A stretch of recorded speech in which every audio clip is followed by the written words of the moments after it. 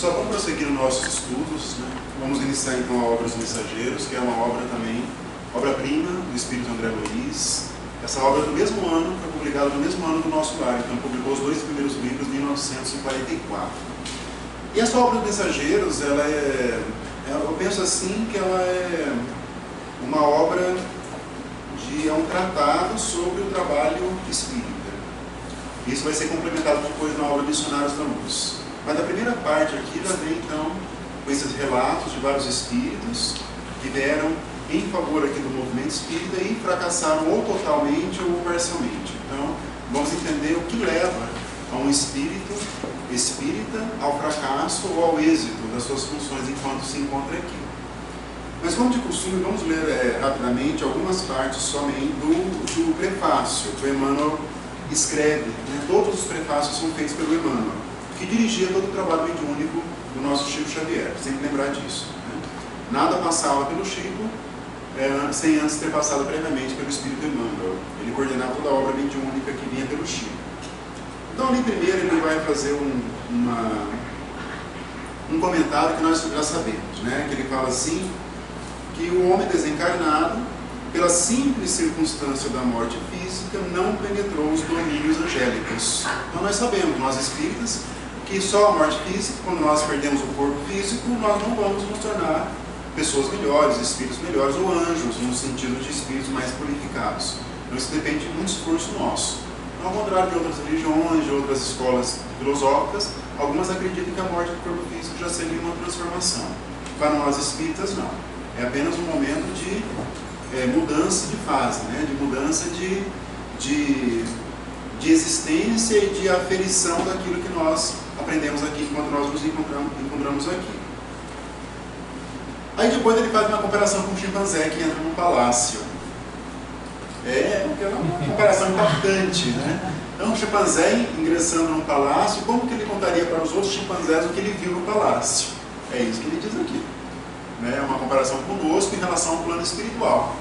Né? Então, os espíritos têm dificuldade de trazer para nós a realidade espiritual porque não tem analogia perfeita. Então, alguns elementos são mais fáceis de compreensão, outros nem tanto. Então, esse é um ponto que nós temos que ter. O que nós vamos lendo aqui nas obras, alguns são pontos de referência a uma compreensão de uma realidade maior. Então, muitos até não compreendem, não aceitam a obra. Então, nós não podemos incorrer num erro de aceitar uma parte da obra e rejeitar outras partes da obra. Isso aí é pernicioso. Eu já vi vários espíritas concordando com um ponto e discordando de outro ponto. A obra ela é homogênea. Então nós temos que concordar com os pontos todos que são trazidos pelo Espírito André Luiz aqui. E nos esforçar para compreender cada vez mais, porque a obra realmente é muito grande, é muito ampla. Aí o Emmanuel faz só um comentáriozinho que vale a pena ler. Ele fala assim: o chimpanzé, desse modo, somente encontraria dificuldade para enumerar os problemas de trabalho, da responsabilidade, da memória enobrecida, do sentimento purificado e da edificação espiritual relativa à conquista da razão, que são as metas que nós temos que alcançar, ou então trabalhar para que nós alcancemos enquanto nós nos encontramos aqui. É tudo isso. Problemas do trabalho, da lei do trabalho. O que é a lei do trabalho? Nós já vimos no nosso lar. Essa lei ela é mencionada em muitas oportunidades e vai continuar sendo para nós compreendermos o porquê da lei do trabalho, da responsabilidade. O Emmanuel tem uma frase que eu gosto, né? O Espiritismo nos trouxe a responsabilidade de viver. Até o Espiritismo nós vivíamos, mas com o Espiritismo nós temos uma responsabilidade, é um outro patamar de compreensão da nossa existência, muito mais profunda.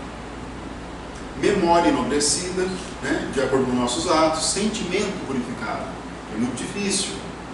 Joana de Ângeles fala que nós ainda não alcançamos a fase de sentimento, nós estamos na fase de sensações, caminhando para a fase de sentimentos, daquilo que é mais profundo para o espírito humano. Enfim, a conquista da razão.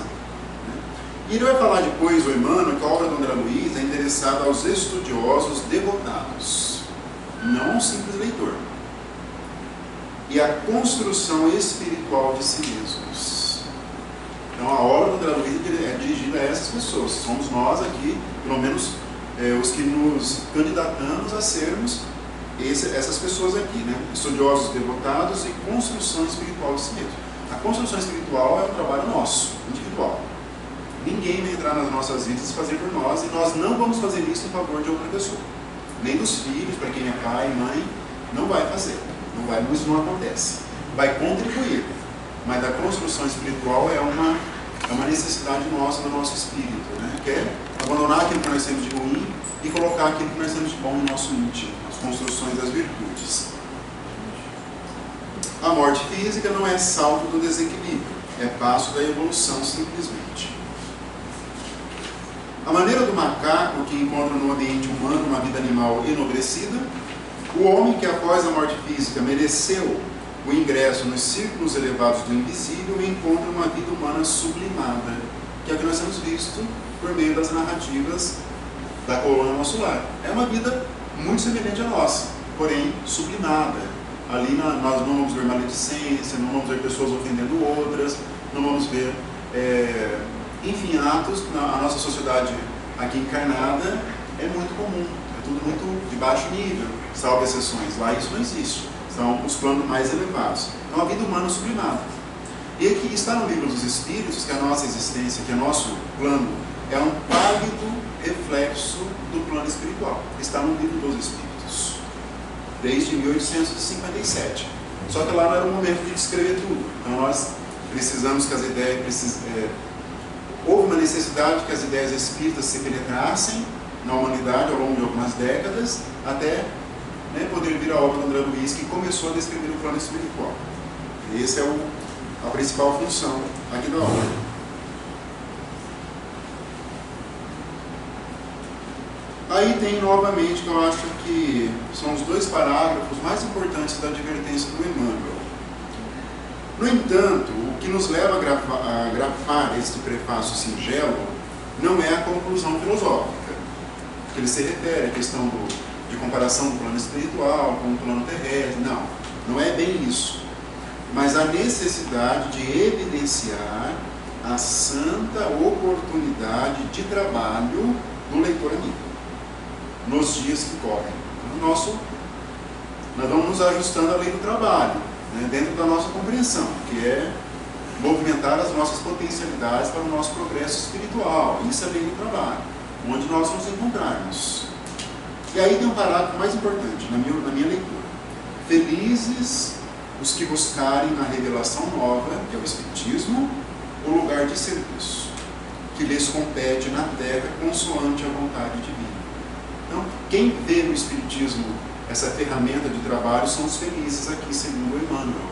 E não só ficarmos nos raciocínios filosóficos, que são interessantes, nós temos que saber, evidentemente, mas penetrar mesmo o âmago do Espiritismo, que é o ajuste do nosso comportamento à vontade divina, à vontade de Deus. Esse é o desafio maior do Espiritismo.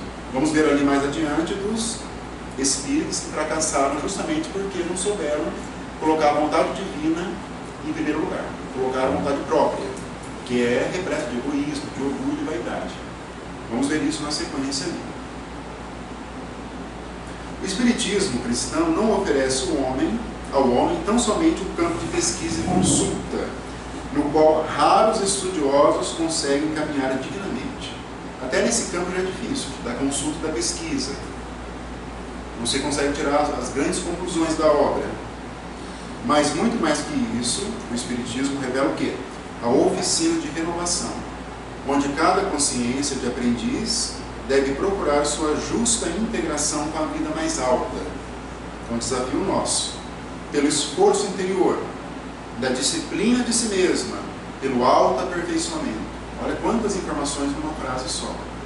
Autoaperfeiçoamento, esforço interior, disciplina de si mesmo no nosso espírito. Nós somos indisciplinados, geralmente. Então é uma busca. Não sem razão foi esse o conselho que ele, Emmanuel, deu para o Chico, quando o Chico perguntou qual era, o que ele precisava fazer para ter êxito na função mediúnica a que ele havia começado a se entregar. Disciplina, disciplina, disciplina.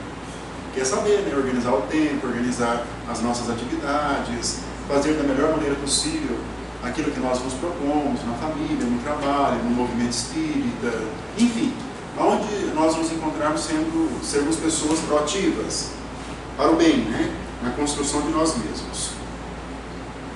Não falta concurso divino ao trabalhador de boa vontade. Sempre nós teremos o apoio do alto. E quem observar o nobre serviço de um aniceto, que é o instrutor aqui, reconhecerá que não é fácil prestar assistência espiritual aos homens. Trazer a colaboração fraterna dos planos superiores aos espíritos encarnados não é obra mecânica. Vamos ver que a mediunidade não é mecânica. A mediunidade, vamos ver isso ao longo da obra, alguns já sabem, já tem uma noção mais aprofundada, outros não têm essa noção. Mas a faculdade mediúnica era uma faculdade que permite com que seres desencarnados se comuniquem conosco. Só que não é assim como eu já imaginei um dia, que fosse o espírito se aproximar e já começa a se comunicar, como se fosse algo automático. Não é bem assim. Então existe todo o trabalho do médium, de depuração. O médium tem que se esforçar na sua autodisciplina, na conquista de valores. Os grandes médiuns, né, os que realmente se entregaram à doutrina, nós vamos ver ali exemplos de renúncia, perene, né? Sempre, né? O caso de Francisco Cândido Xavier, da Dona Ivone do Amaral Pereira, também, por enquanto, entre outros. É indispensável lavar o vaso do coração, que é a nossa mente, para receber a água viva, que é o conhecimento que vem do alto. Abandonar envoltórios inferiores para vestir os trajes nupciais da luz eterna, daquela parábola do Cristo, das noivas, do traje nupcial, que é o perispírito, no sentido simbólico, que vamos nos purificando. O livro ele é um relatório, né, incompleto de uma semana de trabalho. E aí vem o último parágrafo, que realmente é a pedra de toque aqui do Emmanuel. Que ele conversa com o leitor. Eu gosto quando ele conversa com o leitor, Emmanuel, que tem isso com ele. Eu acho muito interessante. Se procuras, amigo, a luz espiritual, que é o que nós procuramos, agora tem aquela frase que eu gosto também, né? Se a animalidade já te cansou o coração, aquilo que nos prende ao inferior, ainda as torturas do espírito, as nossas vaidades, dificuldades de amar, de perdoar, ainda é animalidade isso, né?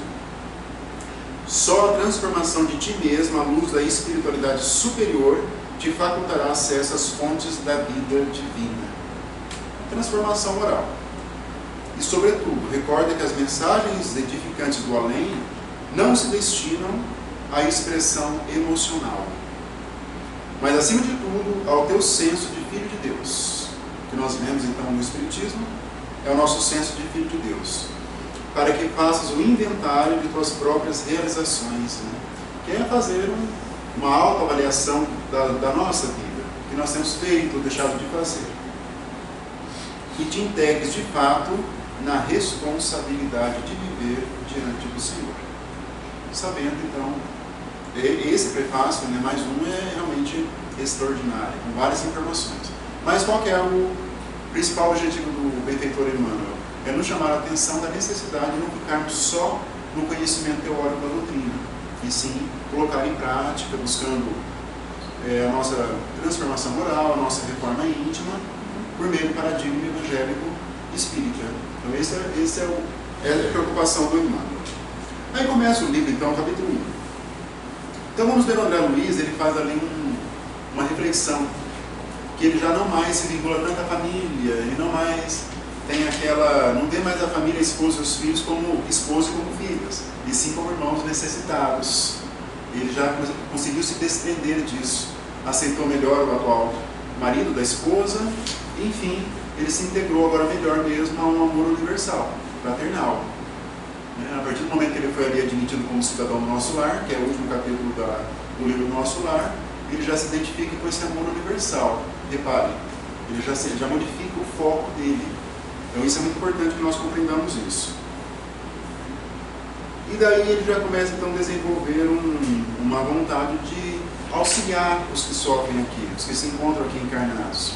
Porque ele estava lotado nas câmaras de retificação que pertencem ao Ministério da Regeneração. Que é um ministério onde tem o maior número de sofredores que são egressos do umbral ou de outras regiões de sofrimento. Ele estava ali como enfermeiro. E agora ele vai então participar de um outro trabalho que é auxiliar os encarnados aqui. Então isso vai marcar toda a obra dele a partir de agora. Toda a obra, até o último livro, haverá então, salvo engano, com exceção dos livros doutrinários, que são Evolução em Dois Mundos, Mecanismos da Mediunidade, todas as obras que são em forma de romances, ele vai ter então essas lições em auxílio aos encarnados aqui. Então para isso ele vai ter que fazer o quê? Um curso, ouvir palestras, ele vai se preparar. Vamos ver aqui a questão do magnetismo, mais uma vez. A questão do magnetismo vai ser muito, né? Já é muito citada na obra de Kardec. Né? Kardec era um magnetizador. Vamos então aprofundar na questão do magnetismo na obra aqui do Espírito André Luiz, que é o que nós temos aqui, os fluidos que nos envolvem, que nós assimilamos e que nós doamos também. Isso é magnetismo. E o passe é uma das formas de magnetismo. Não é a única, existem muitas outras. Então ele vai se integrar a esses trabalhos no Povo Nosso Lar, o Espírito André Luiz.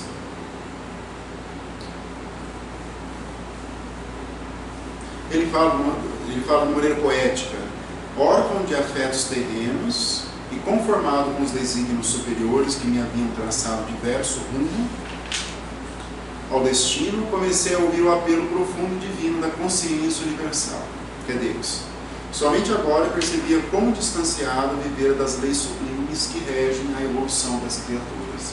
Então ele teve caiu a ficha no português mais claro, lá no plano espiritual. Então, nós aqui, enquanto encarnados, estamos tendo um acesso mais amplo às leis divinas por meio do Espiritismo. Então, nós não temos também essa desculpa quando nós chegarmos lá no plano espiritual, que nós desconhecíamos essa lei. Então, nós temos que nos esforçar por compreender e praticar essas leis divinas. Kardec coloca lá no Livro dos Espíritos, na terceira parte, as 10 leis divinas, né, as leis morais que ele relaciona. Temos que conhecer, temos que nos tornar íntimos do conhecimento teórico, porque o nosso comportamento ele vai ser modificado a partir do conhecimento teórico. Isso é fundamental. Isso também está no Livro dos Espíritos. O conhecimento, né, a parte moral decorre da parte intelectual. Está no Livro dos Espíritos isso. Então, quanto mais nós conhecemos, mais nós temos condições de adaptar o nosso comportamento a essas leis divinas. Qualquer comentário podem fazer, ou perguntas, tá? Aí depois ele também fala assim, o André Luiz, que ele não mais se interessava pelas histórias dos doentes, falando do umbral, do que eles passaram. Isso aí passou a ser de menor relevância. Ele se preocupava com a saúde emocional e espiritual do espírito ali. Isso aí passou a ser secundário para ele. Se preocupava realmente no sentido que ele é um irmão que poderia ajudar ali o que está doente. Aí a Narcisa comentou com ele, né? E aí que despertou nele essa vontade de participar de grupos socorristas em favor dos encarnados aqui na Terra.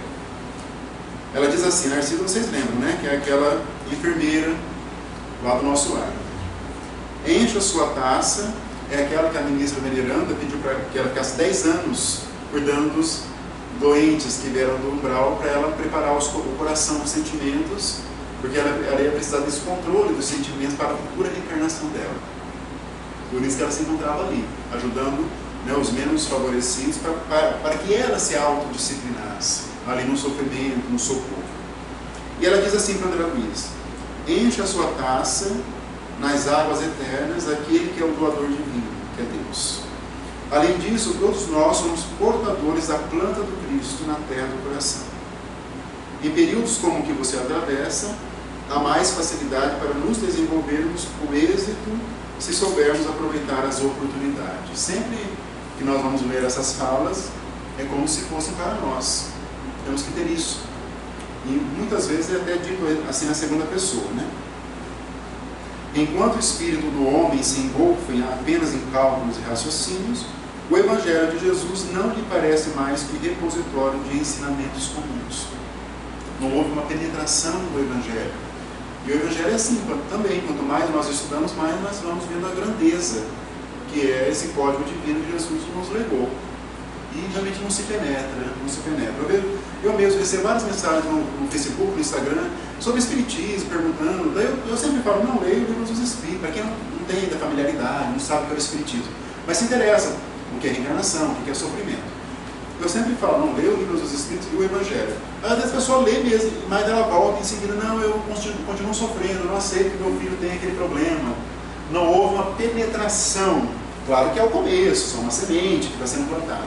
Mas não houve uma penetração, uma aceitação daquele sofrimento como algo que faz parte das leis divinas, que é muito difícil, nós sabemos. Mas temos que começar um processo. E eu vejo muito comum isso. As pessoas falam, não, eu não aceito, eu não quero sofrer, eu não entendi, eu não mereço isso, meu filho não merece. Não aceito. Então falta ainda uma penetração do Evangelho, no Espírito propriamente dito. Então vamos ver, né, como que se penetra o Evangelho. Temos que ler Paulo e Estevão. É o maior exemplo da pessoa que foi transformada pelo Evangelho. Assim, para mim, é o Paulo, depois Maria Madalena. São os dois que foram ali transformados pelo Evangelho de uma maneira visceral. Porque a transformação foi muito profunda. Né? Muito profunda, muito profunda. A ponto de Paulo dizer, né, eu não mais vivo, mas o Cristo vive em mim. O Cristo no sentido que houve a penetração de todos os ensinamentos ali no íntimo. O Espiritismo sem Jesus não é Espiritismo. Não sem razão que Kardec escreveu o terceiro livro, que é o Evangelho segundo o Espiritismo, ligando tudo de uma maneira mais profunda o Espiritismo com o Evangelho. Mas quando se lhe despertam os sentimentos superiores, verifica que as lições do Mestre, de Jesus, têm vida própria e revelam expressões desconhecidas da sua inteligência, à medida que se esforça na edificação de si mesmo como instrumento do Pai. Quando crescemos para o Senhor, seus ensinos crescem igualmente aos nossos olhos. E é verdade. Toda vez que nós vamos ler alguma passagem evangélica, alguma parábola ou algum outro ensinamento, cada vez tem um colorido diferente para nós. Quem estuda, quem está procurando conhecer realmente a lei divina. Os caminhos estão ali. Vamos fazer o bem, meu caro. Encha seu cálice com bálsamo do amor divino, já que você pressente os raios da alvorada nova, caminhe confiante para o dia. Ela motiva ali André Luiz a percorrer esse caminho novo que é auxiliar agora os encarnados aqui na Terra. Aí no capítulo seguinte, né, ele vai pedir, no capítulo 2, a intervenção de Tobias para essas novas funções que ele queria desempenhar. E o Tobias faz um contato com ele ali, com o Aniceto, que é o instrutor que vai acompanhar toda a obra aqui do Espírito André Luiz. E ele vai dizer aqui que trabalharia sim, conheceria a satisfação dos cooperadores anônimos da felicidade alheia, que é o Evangelho mesmo posto em prática. Procuraria a prodigiosa luz da fraternidade através do serviço às criaturas. Ali que está realmente o caminho do Evangelho, seja para os encarnados, seja para nós aqui encarnados. Aí tem algumas informações. O Aniceto, ele fazia o processo evolutivo solitariamente, não era consorciado com outro espírito. Viram isso? Repararam essas sutilezas? O Tobias, por exemplo, ele era casado, né? Tinha lá a esposa, tinha até a primeira esposa e a segunda morando junto.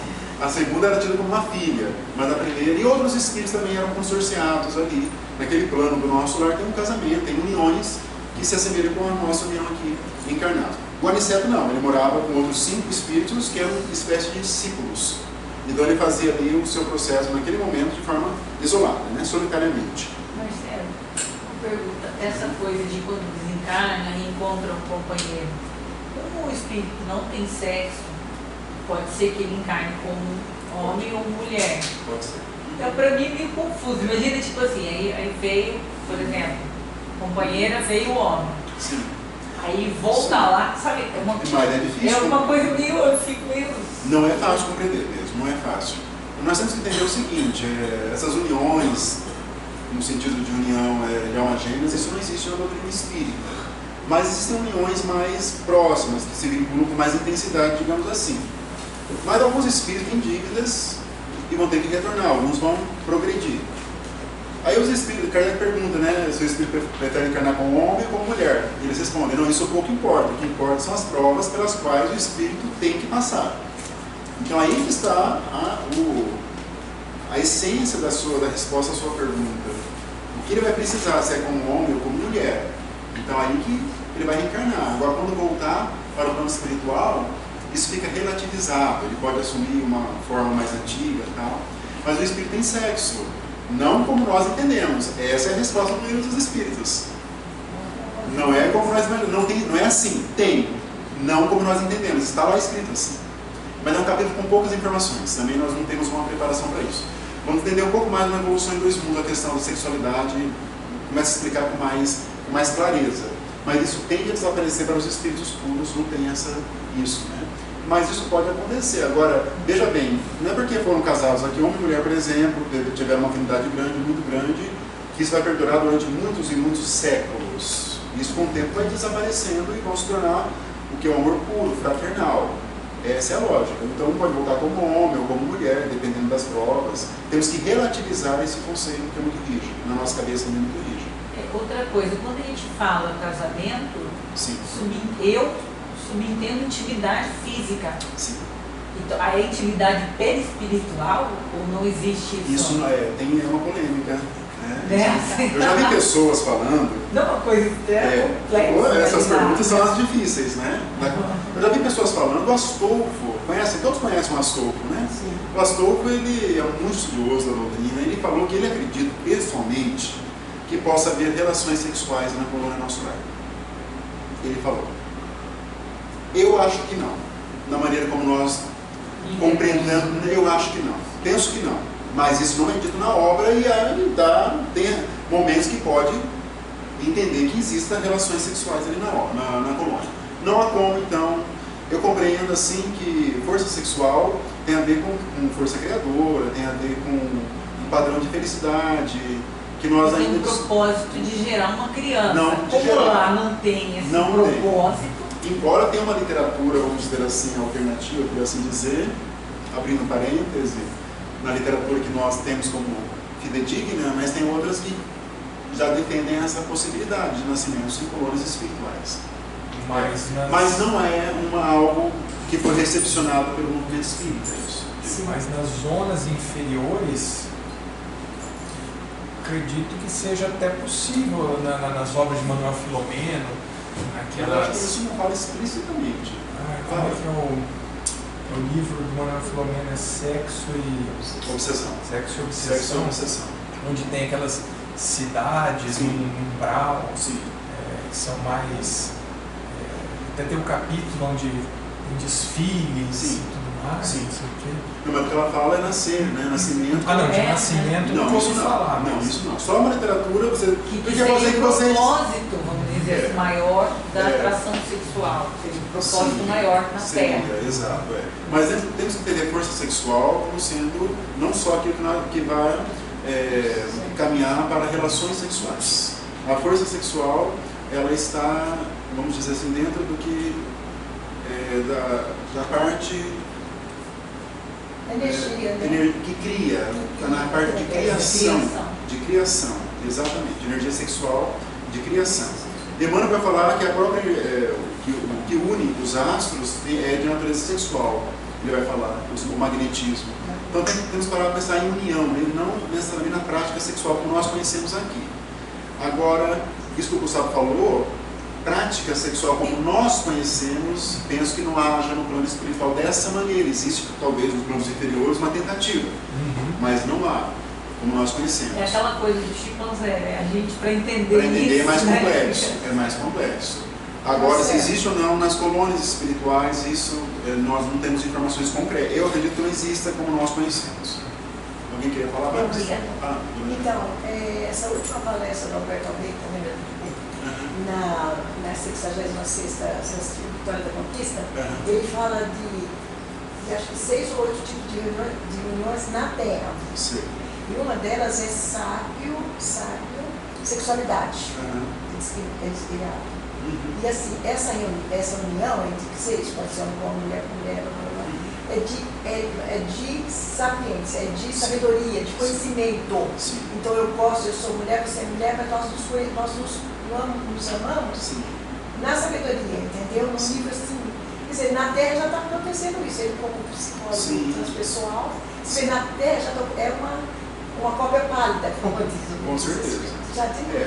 Hoje os estudos da sexualidade já estão se ampliando, avançando muito, exatamente. Né? Quando nós falamos de relações sexuais, não só voltadas para a reprodução, evidentemente, mas voltadas pela união entre duas pessoas que se amam, que se gostam, enfim, entre heterossexuais, entre homossexuais, enfim, entre a diversidade da sexualidade humana. Então isso tem que ser respeitado e tem que ser mais aprofundado. Exatamente isso.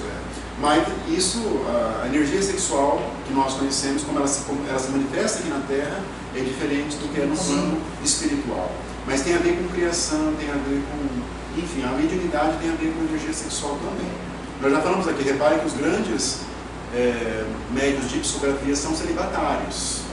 Podem reparar, porque dirigiram, né, canalizaram toda a energia para a mediunidade. Os grandes, né?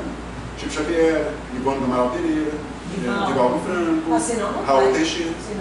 Podem reparar isso, porque ele tem a ver com sexualidade também, com a energia sexual que nós temos. Mas é um assunto que nós vamos ler.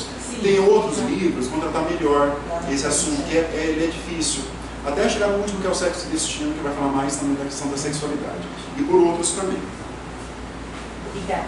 Por nada, imagina. Então, o Aniceto, ele ouve ali, né, o André Luiz, o Tobias faz a sua defesa ali, vamos dizer, do André Luiz, ele vai falar, ele olha, né, e vai falar o seguinte, né, nosso serviço é variado e rigoroso, vai falar com o André Luiz. O departamento de trabalho afeta a nossa responsabilidade, aceita somente os cooperadores interessados na descoberta da felicidade de servir. Que lindo esse discurso dele, né? Comprometemos-nos mutuamente a calar toda espécie de reclamação. Poderia falar isso aqui quando o espírito chegasse numa casa espírita. Né? Chegar na casa, né? Não quero trabalhar, então vamos aqui, senta aqui, ó. Ninguém exige expressão nominal nas obras úteis e todos respondem por qualquer erro cometido. Se alguém, né, se tiver um mérito, ninguém vai postular, esse é meu mérito. Mas se tiver um erro, todo mundo vai dividir entre si os erros. Olha, é uma postura de humildade muito grande. Achamos aqui, olha isso, um curso de extinção das velhas vaidades pessoais.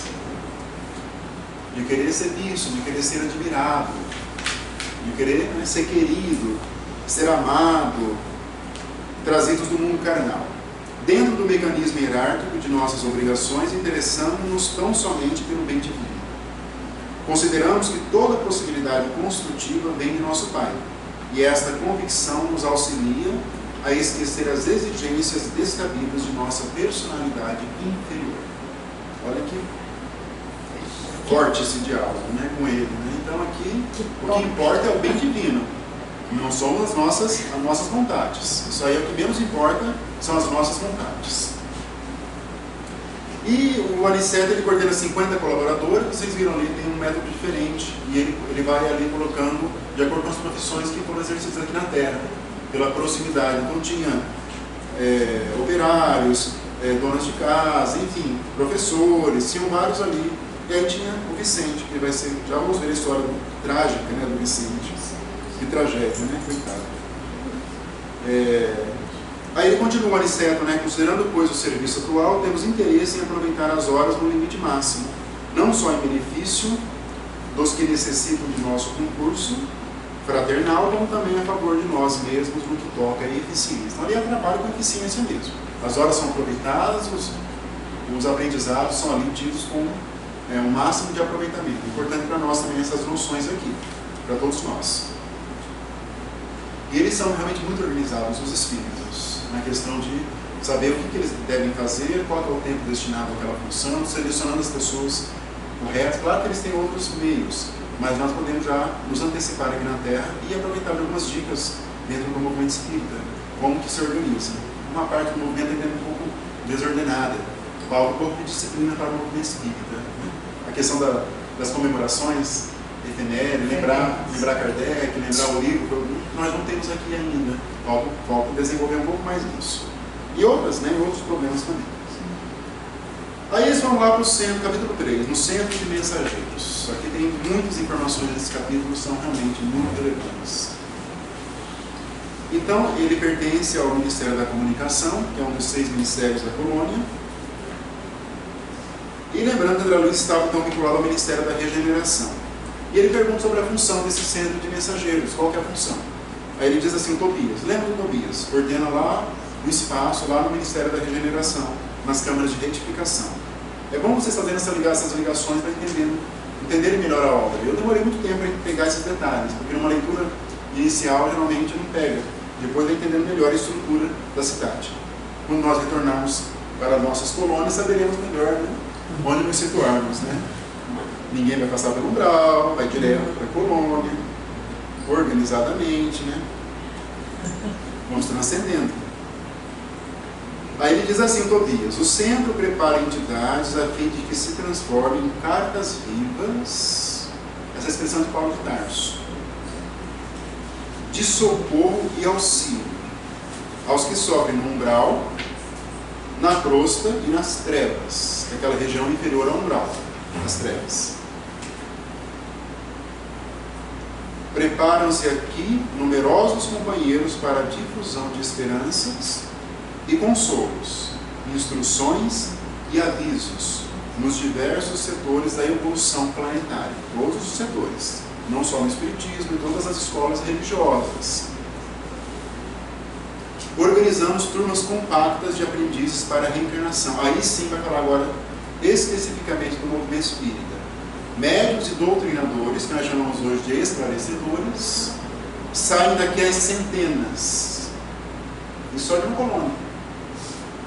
Anualmente, tarefeiros de conforto espiritual encaminham-se para os círculos carnais em quantidade considerável. É difícil encontrar um aqui. Esclarecedor é mais difícil ainda. Habilitados pelo nosso centro de mensageiros. E aí André Luiz vai perguntando, mas se saem tantas pessoas, então deve ter êxito. Aí vem, né, uma frase que é mais impactante para nós aqui, desse Tobias. Saem milhares de mensageiros, milhares, aptos ao serviço, mas são muito raros os que triunfam. Muito raros. Primeiro o nome do livro, né? Os mensageiros. Captaram? Somos nós. Nós somos os mensageiros. No livro seguinte, Missionários da Luz, aí são os benfeitores, missionários da luz. Mas agora, nesse livro, nós somos os mensageiros. Aí vem o nome do título da obra. Mensageiros do quê? Da verdade, da luz, do evangelho, do espiritismo. Então, muito raros os que triunfam nessas funções. Muito raros. Não é só raros, são muito raros os que triunfam na função. Alguns conseguem execução parcial da tarefa. Outros, muitos, fracassam de todo. Olha essa frase. Seria mais para questão mediúnica, é específico para médiums? Aqui o foco é a figura do médium e do esclarecedor, mas pode estender o raciocínio para todas as funções. Tipo, mesmo não tendo a capacidade mediúnica, pode de alguma forma ter uma missão de... Com certeza. De buscar, de se iluminar. Sim, isso é fato, mas temos que vem, vamos dizer assim, para o movimento espírita. Específico. Aqui é o foco de quem está dentro do movimento espírita. Exatamente. Esse é o foco aqui da fala do Tobias. Porque quem está no movimento, geralmente somos os espíritos mais endividados. Temos que ter essa lógica. E o movimento espírita é nos dado para o resgate das faltas passadas. Essa é a lógica. Então nós vamos acelerando o nosso progresso espiritual. Mas o médium que vem com essa função, vamos entender melhor esse raciocínio nos depoimentos seguintes dos médiuns aqui que fracassaram na função do médium. E é muito comum isso, né? Só nós prestamos atenção, é muito comum isso. É muito comum, muito mesmo. E ele diz assim: o serviço legítimo junto ao movimento não é fantasia. O livro é de 1944, foi escrito ontem. É esforço sem o qual a obra não pode aparecer nem prevalecer. Se não houver esforço, porque o esforço por exemplo, estamos aqui na segunda-feira, 2 horas, ou então durante a semana, no final de semana, algumas casas, algumas atividades. Então, esforço, deixar a família, deixar o conforto do lar e levar ali consolo para espíritos ou para encarnados. Então, esse é o grau de renúncia que se requer. Que no fundo, nada mais é do que um aprendizado, uma autodisciplina da nossa personalidade. O trabalho espírita se presta a isso. Quem se dedica realmente de corpo e alma ali dentro do trabalho espírita. E não só está de corpo. Muitos entram de corpo, mas não entram em espírito para o movimento espírita. Então temos que prestar atenção nisso, nessas falas aqui. Aqui ele está nos preparando para o que vem pela frente ali no Telésforo. Aquela palestra do Telésforo, na sequência, é duríssima. duríssima. E realmente é assim, né? Longas fileiras de médiuns e doutrinadores para o mundo carnal partem daqui, com as necessárias instruções, porque os benfeitores da espiritualidade superior, para intensificarem a redenção humana, precisam de renúncia e de altruísmo. Renúncia é quando nós entregamos o nosso tempo valioso em favor do próximo. E altruísmo é fraternidade, né? Exercício de fraternidade. E redenção humana é mostrar realmente as leis divinas para toda a humanidade. Lembrando que o Espiritismo, segundo Kardec e os Espíritos superiores, tem por função transformar toda a humanidade. Está no livro dos médiuns. É uma função muito ambiciosa, mas está lá explícito. Né? A função do Espiritismo é regenerar a humanidade. Regenerar a humanidade. Ele é muito novo ainda o Espiritismo. Tem alguns séculos pela frente, alguns desafios pela frente. Não podemos fraquejar como outros ramos da religiosidade. E por que se fracassa? Por que um espírita não consegue cumprir as suas funções? Tem aqui o começo da resposta. Quando os mensageiros se esquecem do espírito missionário e da dedicação aos semelhantes, costumam transformar-se em instrumentos inúteis. Inúteis. Ainda não prestam para nada em termos de servir de ponte entre os dois planos. Há médiuns e mediunidade, doutrinadores e doutrina, como existem a enxada e os trabalhadores. Pode a enxada ser excelente, ser um médium excepcional, que tenha faculdades mediúnicas precisas, vidência, por exemplo, a psicografia, mas se falta espírito de serviço, no cultivador o ganho da enxada será inevitavelmente a ferrugem. Não vai aproveitar em nada as suas faculdades. É como uma pessoa que tem uma voz muito bonita, poderia ser um grande cantor, até gostaria, mas não se disciplina, não gosta de estudar o canto, não estuda a música, as notas musicais, ele vai perdendo aquela faculdade. É um exemplo. A pessoa nasce, né, com aquilo, com a faculdade de cantar, com uma voz bonita, mas não aproveita. Outros conseguem ter êxito. Repare, né? Marcelo, aí, nesse caso aí, quando o espírito que reencarna e fracassa na missão dele, ele perdeu esse tempo. Ele perdeu esse tempo. Ele vai ter uma outra oportunidade. Ele vai ter outra coisa. Assim, ele perdeu. O que acontece? Nós estamos hoje passando de um mundo de provas e expiações para um mundo de regeneração, onde subentende-se que vai haver um nivelamento. Sim. Então, muitos não vão reencarnar mais na Terra. Sim, né? Com certeza. Como hoje a gente está vendo a reencarnação de vários espíritos com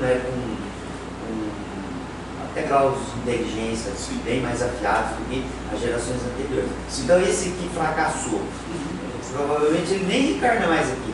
Não temos como ter não temos como ter uma resposta precisa, porque depende do histórico, do espírito, mas existe, né, uma chance de não reencarnar aqui na Terra mais. Porque nesse contexto do nosso segundo o livro do Manuel Filomeno, que é Transição Planetária, muitos que não conseguiram galgar um degrau mínimo que seja, não vem mais para cá. Esse sentido de depuração, ou seja, você faz um mundo de provas e expiações por um mundo de regeneração, alguma coisa vai ficar para trás. Então a gente não consegue mais resistir. Sim, na Terra talvez não, daí vai para outros mundos. O importante é que a providência divina sempre atua em favor de todos, mas é possível que não reencarne mais. Fazendo uma analogia assim, bem grotesca, mas assim, o caso, por exemplo, dos deserdados de Capela. Ou seja, é a mesma coisa, você está lá, vamos fazer uma analogia, você está na faculdade e o cara fala, não, você volta para o pré. É mais ou menos isso. Né? Exatamente. Para quem não sabe, não está familiarizado, isso é contado no livro A Gênesis de Kardec e depois no livro A Caminho da Luz do Emmanuel, que vai falar dos degredados de Capela que vieram aqui para a Terra. Os povos egípcios, segundo esses ensinamentos, os hebreus, né, o povo judeu, os indianos e os incas também. Os incas não, especificamente não. Pelo menos nessa primeira fase foram esses quatro e os arianos. Então esses quatro povos tiveram origem espiritual nesse lugar, né, nessa outra sistema, né, na constelação, né, desse cocheiro, né, você lembra? Constelação de cocheiro. Na constelação de cocheiro. Só que o planeta, porque nós evoluímos, mas o nosso planeta também evolui. E se nós não adaptarmos o nosso grau evolutivo ao grau evolutivo do planeta onde nós nos encontramos, nós não vamos reencarnar mais nele. Vamos ser banidos, porque não acompanhamos o progresso do planeta. Então esses espíritos vieram e reencarnaram para ajudar os que se encontravam aqui. O povo egípcio, nós sabemos, um povo muito evoluído da época. Tinha uma veneração na questão da morte, nas pirâmides, foram construídas para reverenciar os espíritos, os faraós que desencarnavam, porque estavam retornando. Eles tinham essa veneração pela morte, porque queriam retornar para a Capela, que era a casa deles. Mas isso acontece. Trazendo esse raciocínio para nós aqui, nós podemos não reencarnar conforme for a nossa incompreensão das leis divinas.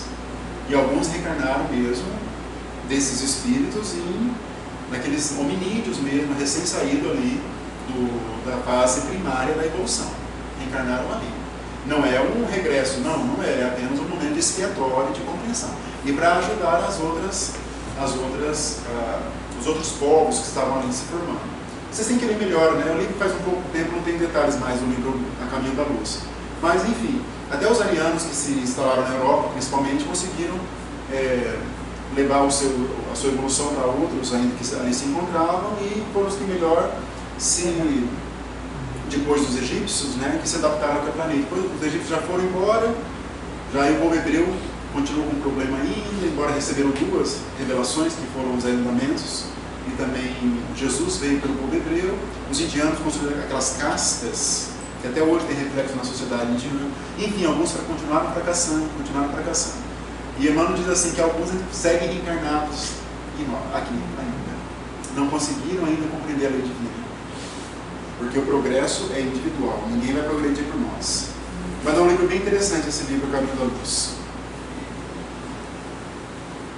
Voltando aqui então, nosso tempo, deixa eu ver. Aí depois ele concluiu Tobias. Acredite, meu caro, que todo trabalho construtivo, que é onde nós nos encontramos em nós espíritas, tem as batalhas que lhe dizem respeito. São muito escassos os servidores que toleram as dificuldades e reveses das linhas de frente. Porque estar no movimento espírita é muito difícil, tem muitos problemas. Alguns não toleram essas reveses, linha de fogo, os problemas, as dificuldades. Esmagadora percentagem permanece à distância do fogo forte, não quer progredir, fica lá, vamos dizer assim, numa zona de conforto. É isso que ele quer dizer aqui. Trabalhadores sem conta recusam quando a tarefa abre oportunidades mais valiosas. Então acontece isso muito. Preparamos espíritos que se transformam em cartas vivas, ele repete, de Jesus para a humanidade encarnada. Pelo menos esse é o programa de nossa administração. Aí ele vai concluir, até coloquei em vermelho aqui.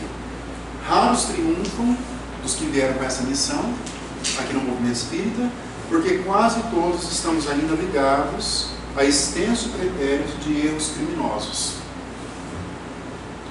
que nos deformaram a personalidade. É muito forte, né? Esses criminosos aí não é no sentido de crime, mas crimes contra a lei divina. Sim. Não amamos, não perdoamos, ofendemos, destruímos sonhos alheios, não quisemos evoluir, enfim, uma vida tresloucada, digamos assim. Uma vida distante das leis divinas, mas de acordo com os nossos interesses inferiores. Por isso nós nascemos ainda com esses problemas. Aqui, em cada novo ciclo de empreendimentos carnais, em cada nova reencarnação, acreditamos muito mais nas nossas tendências inferiores do passado que nas possibilidades divinas do presente, complicando sempre o futuro. Ainda temos um vínculo com o nosso passado, ainda que esteja no nosso subconsciente. Nós não sabemos exatamente o que nós fizemos ou deixamos de fazer, mas ele nos puxa ao passado. Temos que lutar contra isso. Então, por meio do quê? Do desânimo, por meio da preguiça. São memórias do passado. Por meio qualquer coisinha, a pessoa se afasta do movimento espírita. É muito comum, muito comum. Quando eu fiquei um tempo no departamento doutrinário do nosso lar, é incrível a quantidade de afastamentos. Isso é claro que é uma série das trevas. E o assédio das trevas, melindre, mas veio por meio, o assédio vem e ataca as nossas fraquezas. Nós somos pessoas ainda fracos, não temos aquela moral rígida Estamos construindo, estamos no caminho para isso. Mas é afastamento para cá, é afastamento para lá, vou ficar 2 meses fora, 3 meses fora, porque meu pai está doente, minha mãe está doente, meu filho está doente, eu não posso. São inúmeros. Resistência. Inúmeros. É algo assustador. Desproporcional. Desproporcional. Você pode, claro, viver um momento de crise na família, que vá se abater. E às vezes até que vai requerer o seu afastamento provisório. Mas o importante é compatibilizar a vida pessoal, familiar, do trabalho com o movimento espírita. Senão a vida vai transcorrer sem nenhuma conquista espiritual. E a vida é muito rápida. Ela é muito... Então nós temos que ter essa consciência por meio de estudos frequentes, leituras frequentes. Mas é muito grande a quantidade mesmo de faltas nos trabalhos, seja mediúnicos, seja nos grupos de estudo, seja nos grupos públicos. É muito. Eu não tinha noção até eu trabalhar na parte administrativa e ver ali a quantidade. Nós temos que modificar isso.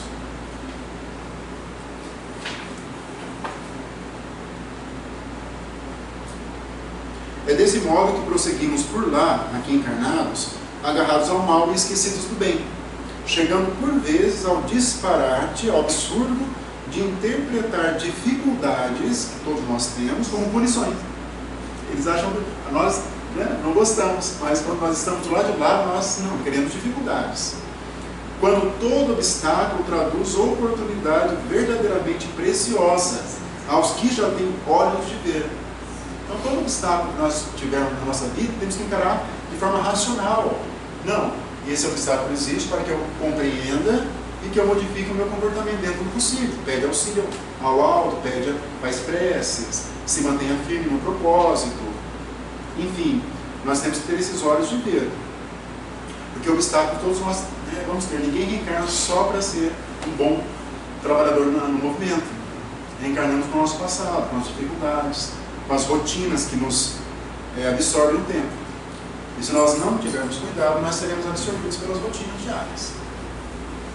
E a vida vai transcorrer. Agora o capítulo 4, o caso Vicente. Que casa, né? Médium, casou jovem, amava a esposa, que era Rosalinda, teve 2 filhos, era pesquisador na área da medicina. Aí daí trouxe o irmão dele. Aí, até o Fernando já era advogado, Gustavo, o irmão dele. Tinha que ser dessa raça, né? Tinha que ser. Era advogado, então os dois se apaixonaram, então, enfim, tiveram uma ligação muito forte e tramaram a morte. Na época não existia divórcio, e também se existisse, seria muito, vamos dizer, impactante ali. E combinaram a morte, né, do irmão e do marido, de uma maneira cruel e que ninguém soubesse, né, porque ela introduziu, né, uma espécie de uma ferida que ele tinha na narina, ela introduziu uma substância que tinha vírus ali e causou uma infecção generalizada por meio, ela dormindo com ele, introduziu na narina. Que morte, realmente, né?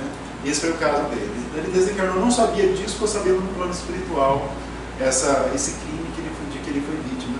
Já perdoou, pelo menos já está numa situação melhor espiritual. Reparem isso, essa sutileza, porque muito poderiam se tornar o quê? Obsessores.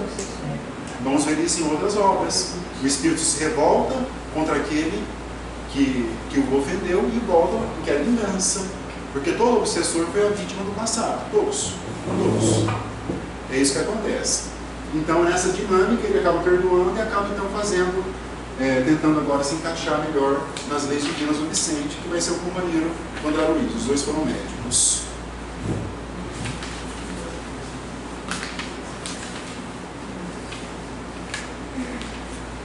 No capítulo 5, então agora começamos essa parte mais específica aqui para nós, né? Então, esse capítulo 5 eu considero talvez o mais importante da obra, na minha leitura, na minha opinião particular. Cada um tem o direito evidente de ler e de gostar. Eu gosto muito desse capítulo 5 pelo seguinte, porque ele vai transcrever a palestra do Telésforo, que é um instrutor lá do Ministério da Comunicação, e esse Telésforo vai o quê? Nos advertir das funções dentro do movimento espírita. Porque ali na plateia, dos 200 espíritos, todos tinham sido ali, ou quase todos, ligados ao movimento espírita. E a maioria estava ali numa condição o quê? De espírito falido, que não cumpriu a contento. E alguns estavam se preparando para futuras reencarnações. Então vocês devem ler e reler várias vezes, porque vamos ler algumas orientações aqui do Telésforo, mas na verdade é uma leitura mais individual, que nós vamos extrair ali as pérolas que existem nesse texto do Telésforo, que é dirigido para nós, na verdade. No fundo, é para nós aqui, nós leitores. Então o André vai lá assistir essa palestra, aí começamos com o Telésforo. Então dirigir-se a cooperadores que faliram nas missões da mediunidade e da doutrinação, bem como outros muitos colegas que se preparam para provas dessa natureza no Círculo Zé Fosco. Aí ele vai dizer assim, olha, vamos ler um pouquinho da fala do Telésforo, que realmente é uma fala muito impactante para nós todos. Eu já li muitas vezes até hoje, eu li ontem, e de novo eu me impactei lendo de novo essa fala do Telésforo. Transcrevi algumas vezes, já li, já reli, já fiz palestras sobre essa fala do Telésforo. E mesmo assim, ela é impactante para todos nós. Ela é muito profunda. As transições essenciais da existência na Terra encontram a maioria dos homens absolutamente distraídos das realidades eternas. A maioria não está nem aí. Não quer conhecer ou quer ficar na ignorância. Porque a única certeza da nossa vida absoluta é a morte do corpo físico. Nós, para quem acredita que existe algo mais, além do corpo físico, nós iremos retornar então à nossa casa. Isso todas as religiões pregam. Mas o que é essa nossa casa? O que é o plano espiritual? Então a maioria fica distraída dessas realidades eternas. A mente humana abre-se cada vez mais para o contato com as expressões invisíveis, dentro das quais funciona e se movimenta. As percepções nossas estão se ampliando, porque estamos evoluindo. A mediunidade no sentido amplo é essa possibilidade de nós interagirmos com o plano espiritual. Nós sofremos influência no plano espiritual. É uma forma de mediunidade, embora quando falamos de mediunidade, em sentido específico, são os médiuns ostensivos, aqueles pelos quais o espírito se comunica de uma maneira bem nítida.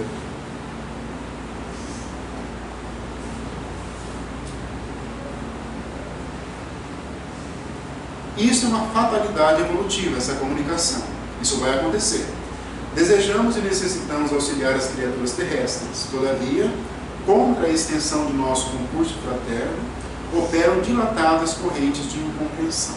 Estamos ainda oferecendo o quê? Resistência ao auxílio espiritual, em razão da nossa inferioridade, pelo menos a maioria.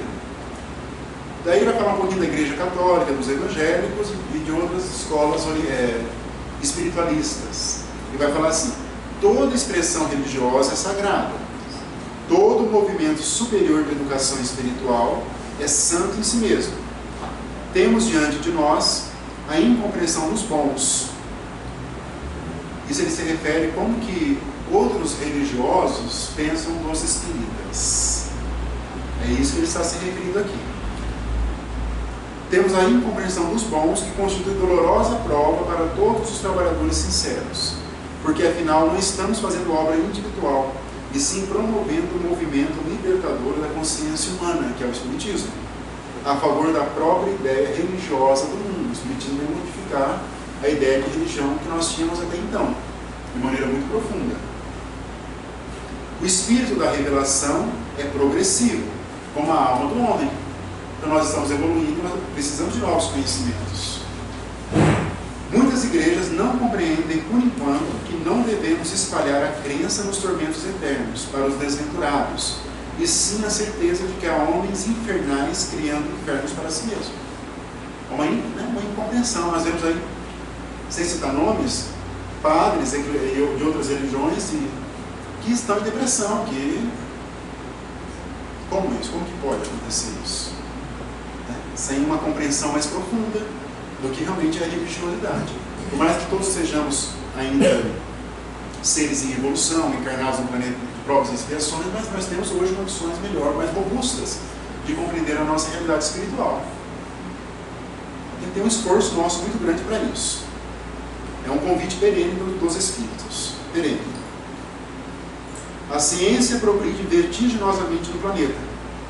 E, no entanto, à medida que se suprimem os sofrimentos do corpo, olha essa fala, de 1944, multiplicam-se aflições da alma. É verdade, à medida que a ciência vai evoluindo, né, vai trazendo vários remédios, medicações, cirurgias, menos invasiva, medicina avançada, os problemas da alma se agigantam. Suicídios se multiplicam, abortos, depressões, aflições, a sociedade foi invadida por uma epidemia de depressão. Não é mais a doença do corpo, é a doença da alma. Da alma. É a doença do século. A doença do século. A importância do trabalho, né? Porque com as facilidades tem um ócio, vamos colocar assim, Sim. uma possibilidade de ócio. Porque se não trabalhasse, não comia. Se quisesse comer uma pamonha, era o dia inteiro arrancando cabelo de milho, a família toda envolvida. Hoje, esperar o McDonald's já acha ruim ali na fila. Pois é verdade. Então eu acredito que a lei do trabalho está fazendo muita falta. Sim. Na compreensão do significado espiritual do trabalho. Com certeza. Da importância de ocupação útil. Temos facilidades hoje, né? Temos hoje um acesso às informações de uma maneira muito mais profunda, mas não estamos ainda fazendo um aproveitamento disso. Se não for para manter o corpo, mas a mente, né, ocupada. Com ideias novas. Sim. Tem que ter um trabalho nisso, né? Nossa, ontem, falando dos fatos mais mundanos, né? Da questão da polêmica da Bienal, todos devem estar acompanhando aí, né? Os dois personagens se beijando. Mas o ministro Celso de Mello, que é o ministro do Supremo Tribunal, ele falou uma coisa interessante, mais ou menos isso. Ele falou, eu lembrei, porque nós falamos muito de trevas. Ele falou assim: as pessoas que pensam assim, que têm que recolher, né, o livro, estão nas trevas. Ele disse isso, estão nas trevas. E realmente, ele está certíssimo nisso. Estão fechados. Fechadas, né? Estão na Idade Média, mais ou menos. Na Idade Média. Mas vivemos hoje um acesso grande à informação, ao conhecimento, mas sem um esforço. Então as pessoas procuram muitas casas espíritas para passe ou outros tratamentos, digamos assim, mas não para uma reforma íntima, uma compreensão de si mesma. Geralmente a pessoa quer uma solução mais fácil para o seu problema. Positivo, instantâneo. Passou a dor, ela volta na vida. Isso não é espiritismo. O espiritismo que nós estamos agora, vamos dizer assim, no caminho do estudo mais aprofundado, de compreender a nós mesmos. Isso é o espiritismo propriamente dito. O resto, digamos assim, são mecanismos importantes, mas ninguém vai se salvar, ninguém vai aprender só com passe ou outros tratamentos. Isso não vai acontecer. Então depende de uma vontade nossa para isso mesmo. Concordamos que a reverência ao Pai, aqui ele se refere agora à Igreja Católica. A fé, se referindo à Igreja Evangélica, porque eles falam muito, né, da questão da fé, a salvação se dá pela fé. E a vontade, outras correntes espiritualistas, são expressões básicas, elementares, da realização divina do homem. Mas não podemos esquecer que o trabalho é necessidade fundamental de cada espírito, o trabalho de autoburilamento. Não é só ficar, sei lá, ajoelhado, só ficar, tem que ter fé. Isso é o início. Mas é o trabalho de cada um individual. Que outros irmãos nossos perseverem tão somente nas especulações teológicas, encaremos, porém, nós espíritas, os serviços do Senhor como se faz indispensável, um chamamento para nós. E ele prossegue mais adiante. Precisamos oferecer no mundo os instrumentos adequados às retificações espirituais, habilitando nossos irmãos encarnados a um maior entendimento do Espírito do Cristo. A função deles é nos revelar um pouco mais o Espírito do Cristo. Para consegui-lo, todavia, necessitamos de colaboradores fiéis, que não cogitem de condições, compensações e discussões, mas que se interessem pela sublimidade do sacrifício de novo e de renunciação com o Senhor. É difícil, não é fácil não. É um trabalho doloroso no nosso espírito. Renunciação ao inferior e com o Senhor e sacrifício. Sempre, né, essas ideias são sempre presentes, né, ali no Evangelho. Desde quando Jesus veio, ele mesmo se deu no holocausto, ele, né, foi crucificado, Aí na sequência começaram as perseguições, aí veio Estevão, o primeiro ali, o primeiro mártir, também foi apedrejado, foi lapidado, morreu também dessa maneira. Aí vieram uma sequência assustadora de mortes contra os cristãos. E sempre essa ideia de sacrifício, Vocês podem um dia conectar esse discurso do Telésforo com o discurso do próprio Estevão, no livro Paulo e Estevão, que ele vai dar ali, e Paulo está assistindo, inclusive. No capítulo 6, se não me engano, chama A Preleção, o nome do capítulo do livro Paulo e Estevão. A Preleção de Estevão. É esse o nome do capítulo. Um discurso lindíssimo sobre o Evangelho e casa com esse do Telésforo também. Então, embora quase 2000 anos de diferença aqui. Quem não deseja servir, procure outros gêneros da tarefa. Olha, eles são duros mesmo, né? Aqui, porém, acima de trabalhadores, precisamos de servidores que atendam de boa vontade. Essa coisa da boa vontade é interessante, né, Marcelo? Tem que ter. Não basta só ter a boa vontade. Tem que ter um conhecimento. Mas quando une conhecimento, boa vontade, vontade de servir, aí é o caminho. Aí é o caminho. É difícil. É difícil hoje em dia, o movimento espírita passa por dificuldades também. Mas é o caminho. Nós temos que insistir nesse caminho. Mas ele é muito mais fácil que antes. Muito mais. Não é, tá? Mas talvez as facilidades nos dificultaram. Lembra? Eles estavam falando de trabalho. Sim. Eu lembrei, você nunca viu um pedreiro com depressão. Sabe, com força física, você já reparou? Não tem. É que você falou da ociosidade, não é? E o Isaías, claro, fala não tendo tempo até de sofrer, né? Depressão é sinônimo de mãos vazias, de mãos desocupadas. Sim. Ou seja, esse trabalho, nesse caso, o nosso trabalho, sim. Né? Mas o trabalho físico é muito importante. Porque o trabalho não é uma oração, não é essa. Sim, com certeza. É melhor. E a série inteira vai ser sobre o trabalho. Vai ser sobre isso. Todas as formas de movimentar as nossas energias em favor de nós mesmos e do nosso próximo é trabalho. É trabalho. Temos que vencer, né? É natural. Até o Chico, ele falava dele mesmo que às vezes ele também tinha algumas tristezas, algum momento de depressão. Aí que o Emmanuel orientava em ajudar, né, a periferia, a parte mais carente. Aí ele voltava feliz, no sentido de que ele via pessoas ainda muito mais sofridas, aí ele se resignava perante o sofrimento. Não é porque ele foi médium, mas né, você deve imaginar, cada um aí, o sofrimento, a renúncia do Chico, né? Chico era sozinho. Né? Ele renunciou aos bens materiais, renunciou a uma vida conjugal em favor da doutrina. Seja uma renúncia aqui, seja uma renúncia desde a sua programação no plano espiritual. Então ele tinha momentos de solidão, ele mesmo falou várias vezes sobre isso. E mesmo assim ele, né, mesmo com toda essa estrutura, mas nunca se deixou abater, né? Foi exemplo ali, até o último dia da sua desencarnação em favor do movimento espírita. É um grande exemplo para todos nós, em todos os sentidos. E ele continua o Telésforo no capítulo 6 ali, Advertências Profundas. Olha o nome do título desse capítulo. Advertências profundas. Não é só advertência, né? Advertência profunda. Irmãos nossos, fazem-se ouvir na terra gritos comovedores de sofrimento. Necessitamos de servidores que desejem integrar-se na escola evangélica da renúncia.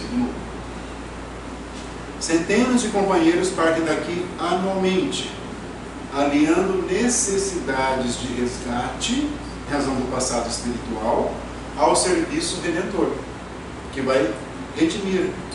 Nós vamos nos acertando com Deus.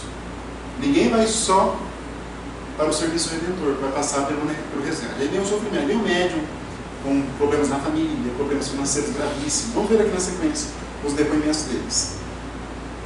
Alguns alcançaram resultados parciais nas tarefas a desenvolver, mas a maioria tem fracassado ruidosamente.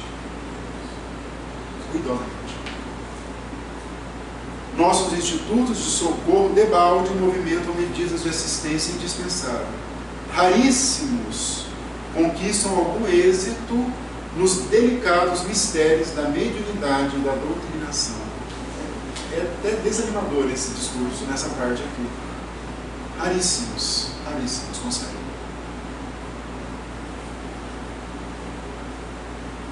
Ele prossegue. Pouquíssimos são os que se lembram, só notei o que eu achei mais interessante. embora tudo seja, mas só o que realmente nos é mais valioso aqui. Pouquíssimos são os que se lembram das realidades eternas no outro lado do véu. E realmente, onde nós nos encontramos aqui, poucos de nós temos essa noção de realidade eterna. Porque o véu da carne, da matéria, é muito forte. E acaba nos impedindo de ter uma visão espiritual da nossa realidade eterna. A ignorância domina a maioria das consciências encarnadas, o desconhecimento. E a ignorância é mãe das misérias, das fraquezas e dos crimes. A ignorância. Não saber da responsabilidade. Não saber da nossa destinação espiritual. Não saber, não procurar entender o porquê do sofrimento para quem está numa situação disso. Provoca isso. Mãe das misérias, no sentido das misérias íntimas. Do sofrimento íntimo. Das fraquezas. Ainda nós estamos titubeando. Grandes instrutores nos fluidos da carne amedrontam-se por sua vez diante dos atritos humanos e se recolhem indevidamente na concepção que lhes é própria. Esquecem-se de que Jesus não esperou que os homens lhe atingissem as glórias magnificentes e que, ao invés, desceu até o plano dos homens para amar, ensinar e servir. O maior de todos desceu com esse propósito aqui. Imagine nós, então. Não exigiu que as criaturas se fizessem imediatamente iguais a ele, mas fez-se como os homens, para ajudá-los na subida áspera que tem. E ele vai, né, eu imagino como que deve ter sido esse discurso dele, a voz dele, né, os choros que se ouviam ali, né, ele falou que ouviram choros ali na plateia. Cesse para nós outros a concepção de que a terra é um vale tenebroso, destinada a quedas lamentáveis, e agasalhemos a certeza de que a esfera carnal é uma grande oficina de trabalho redentor. Só isso. Coloquemos isso na nossa cabeça. Estamos aqui para trabalhar no nosso íntimo e trabalhar em favor do próximo também. É uma oficina de trabalho, não é um lugar de deleite. Só disso.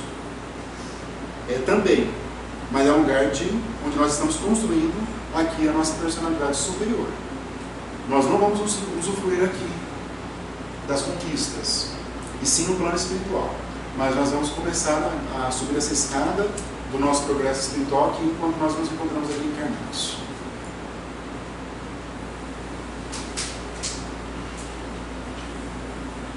Preparemos-nos para a cooperação eficiente e indispensável. Esqueçamos os erros do passado e lembremos-nos de nossas obrigações fundamentais. Aí ele vai dizer aqui: a causa geral dos desastres mediúnicos é a ausência da noção de responsabilidade e da recordação do dever a cumprir. Então os médiuns, segundo o Telésforo, estão com dificuldade na compreensão da noção de autorresponsabilidade. Por que eu sou médium? Eu sou médium para trabalhar em favor dos espíritos sofredores. Mas por que eu tenho que trabalhar? Porque eu preciso me resgatar aquilo que eu ofendi a lei divina. Então a função do médium ostensiva é assim, tem que ter essa finalidade. O médium, ele é o servidor dos espíritos sofredores. Os médiuns ostensivos têm essa finalidade.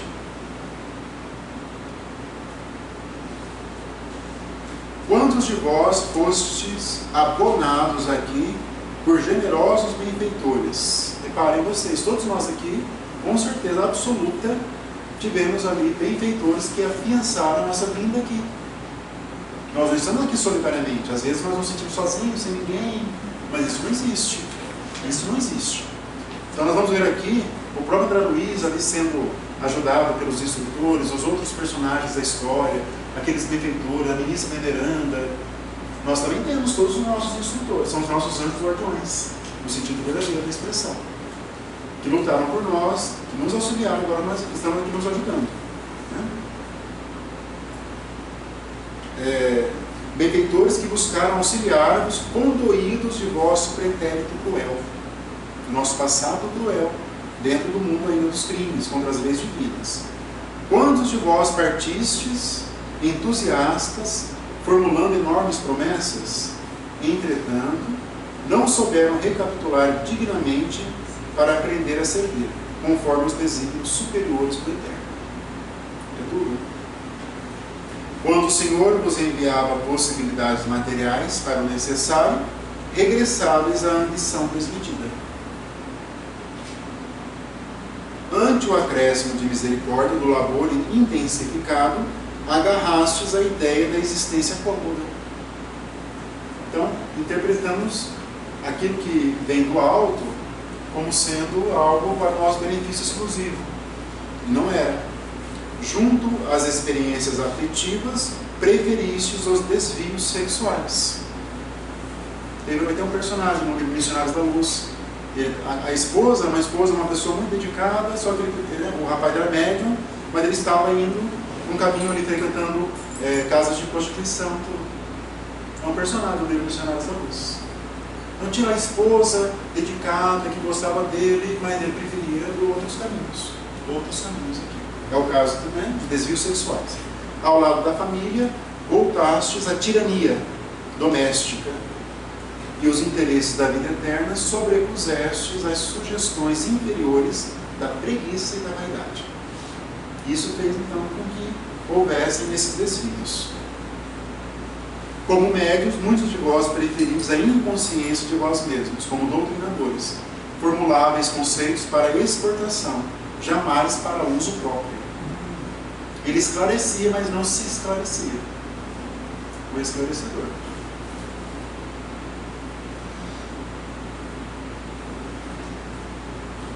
Que resultado atingimos? Ele pergunta. Grandes massas batem as fontes do Espiritismo, tão só no propósito de lhe mancharem as águas. Entende? Mas como tem? E como? Não são procuradores do reino de Deus os que lhe forçam desse modo as portas, e sim caçadores dos interesses pessoais. São os sequiosos, são aqueles que querem facilidade, os amigos do menor esforço, os preguiçosos e delinquentes de todas as situações, que desejam ouvir os espíritos desencarnados, receosos da acusação que lhes dirige a própria consciência.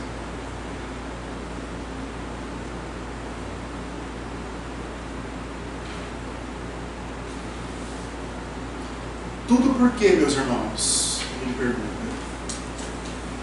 Porque não temos sabido defender o sagrado depósito, aquilo que nos foi entregue, por termos esquecido em nossos labores carnais que Espiritismo é revelação divina para nós, para a renovação fundamental dos homens. O Espiritismo não é só uma religião, ou é só uma casa espírita, é muito mais que isso. É uma revelação divina.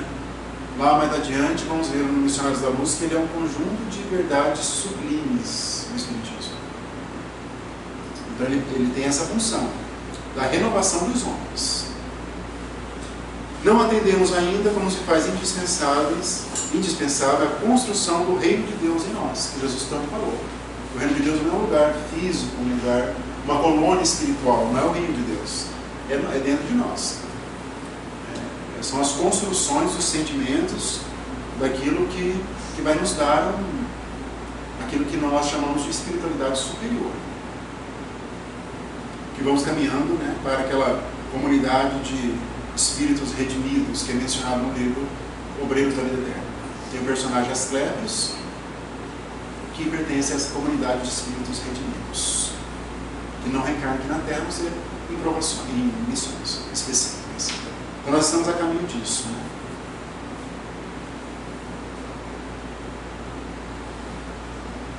Contudo, não abandonemos nossos deveres a meio da tarefa. Voltemos ao campo retificando as semeaduras. Necessitamos de servidores de boa vontade, leais ao espírito da fé. Não serão admitidos os que não desejarem conhecer a glória oculta da cruz do testemunho, que vai vir acompanhado um pouquinho de sofrimento, né? Cruz de testemunho são os sofrimentos em razão do nosso passado. Ninguém sofre sem uma motivação passada, espiritualmente falando. Nem atendem aqui os que se aproximem com objetivos diferentes. Aí o último parágrafo que eu anotei aqui. O Senhor renova diariamente nossas benditas oportunidades de trabalho, mas para atingirmos os resultados precisos é imprescindível sejamos seguidores da renunciação ao inferior, aquilo que nos prende à animalidade ali. Não olvidemos, não esqueçamos o Calvário de Nosso Senhor, convictos de que toda saída dos planos mais baixos onde nós nos encontramos deve ser uma subida para a esfera superior. E ninguém espere subir espiritualmente, ninguém, sem esforço, sem suor e sem lágrimas.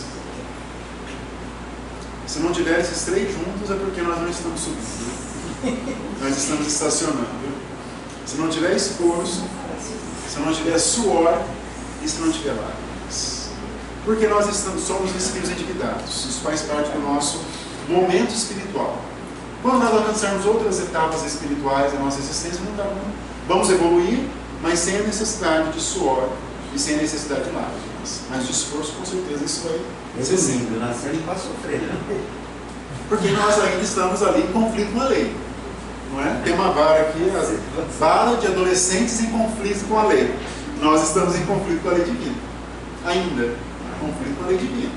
Uma hora nós vamos acertar. Na regeneração, temos ainda, mas não como. Não, mas daí nós não.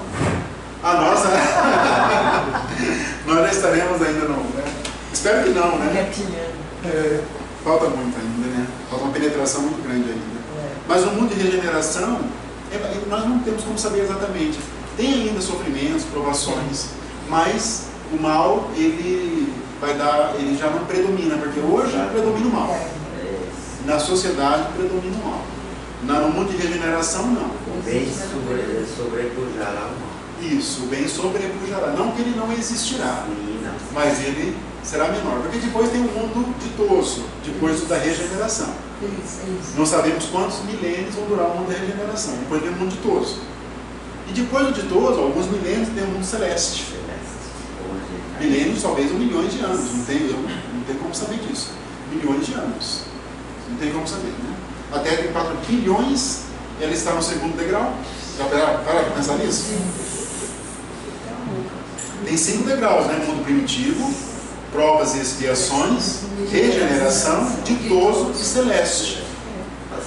Ditoso ainda tem um mal também. Provavelmente ainda. Não, Aí o mundo celeste são próprios espíritos que já estão no plano de puros, espíritos puros. Não temos condições de compreender ainda. Agora começa então, na prática, o que o Telésforo disse, né? Na sequência aqui. E o nome desses, os títulos, A Queda de Otávio. Então Otávio era o médium aqui, né? Ele vai dizer ali, do André Luiz, que não era espírita, André Luiz era católico, então ele não tinha conhecimento de espiritismo. Então ele vai transitar pelos espíritos ali para obter informações e nos contar o que ele viu ali, para nós. Então ele vai dizer assim, né, o Otávio? Possivelmente o meu amigo terá a seu favor o fato de haver ignorado as verdades eternas do mundo. André Luiz não sabia, nós agora já estamos sabendo de algumas verdades eternas. Não tem como mais agora nos desculparmos. E ele vai falar, dispõe de considerável cultura evangélica. Como que pode fracassar? Mas pode. Coisa que para a vida eterna é de maior importância que a cultura intelectual, simplesmente considerada. Tive amigos generosos do plano superior, que se faziam visíveis aos meus olhos, era vidente, médium vidente, convidando para que ele voltasse para o programa, e ele não acreditava nisso. Olha que interessante isso. Recebi mensagens repletas de amor e sabedoria, e no entanto caí mesmo assim, obedecendo à imprevidência e à vaidade. Ele colocou esses defeitos na frente das virtudes que ele deveria trabalhar.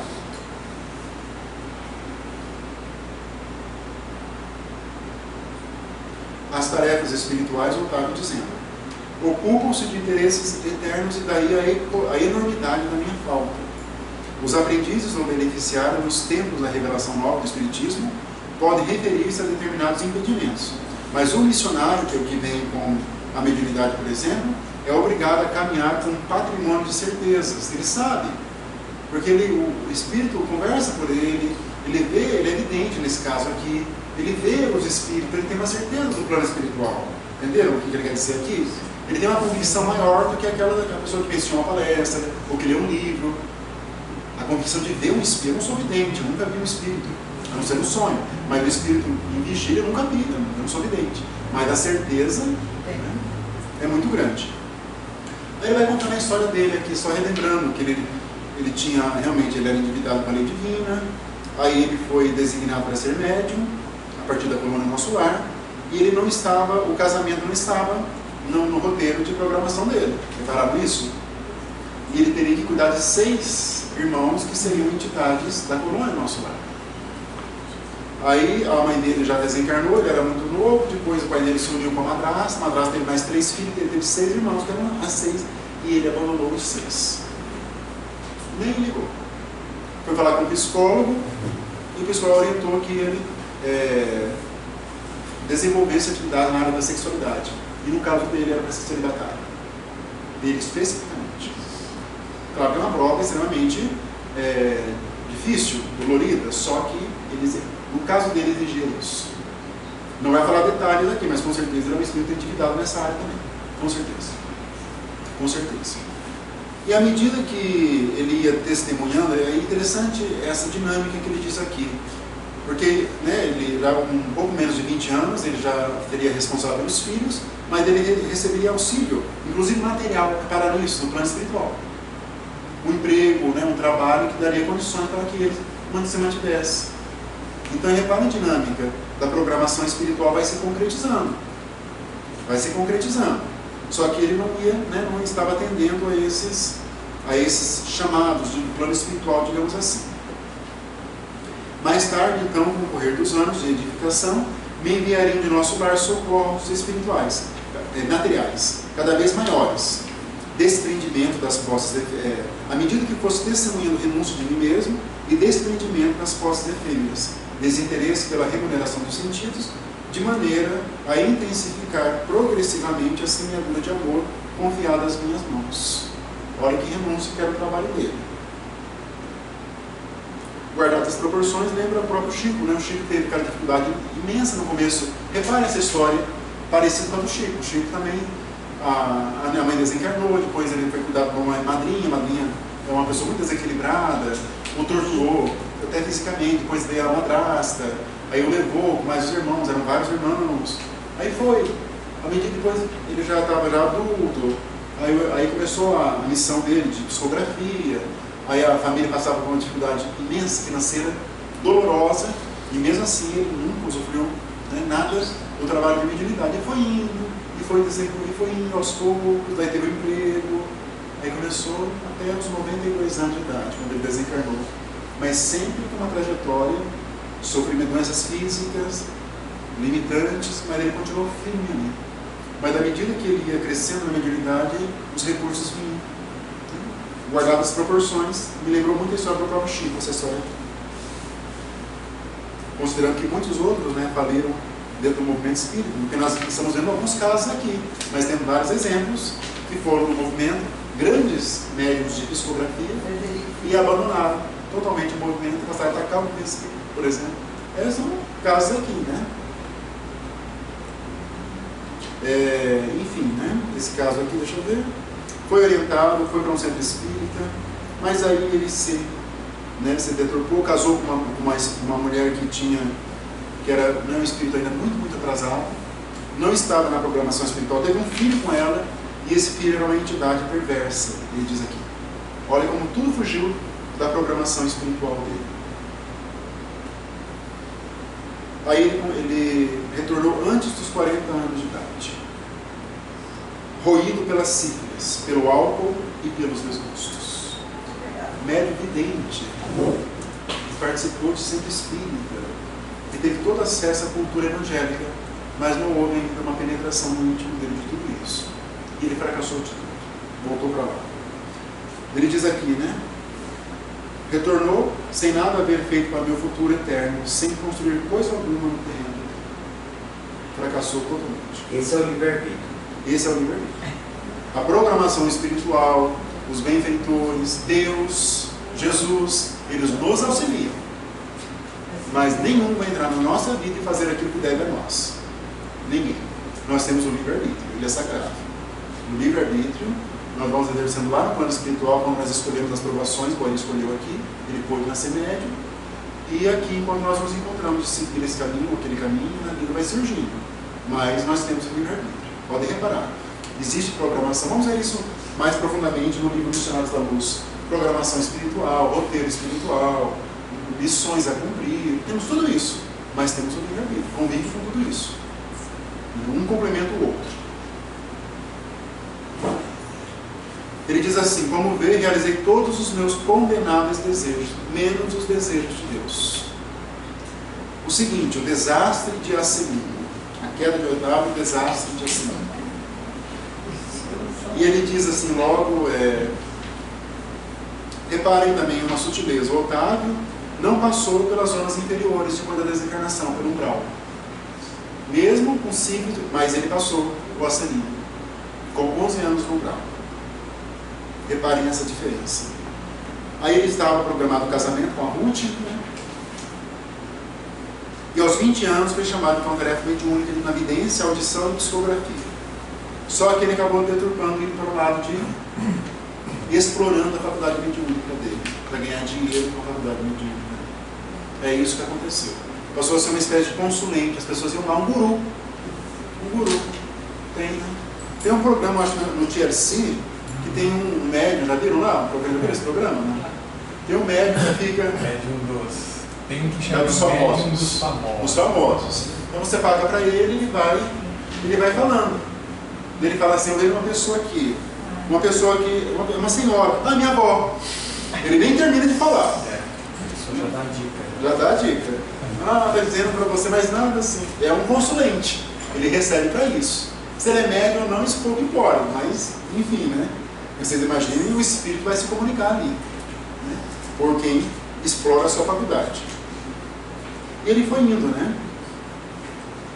Marcelo, em hipótese alguma se pode cobrar, né? Em hipótese no Espiritismo, em hipótese alguma, não existe. É graça a esse Então você não vê médios que foram espírito, depois saíram do Espiritismo, abriram suas editoras e passaram a lucrar milhões com a venda de livros. Até hoje existem alguns assim. Agora, qual espírito superior vai se comunicar com médium que se apropria do dinheiro para fins próprios? Com certeza haverá muitos espíritos se comunicando, mas não superiores.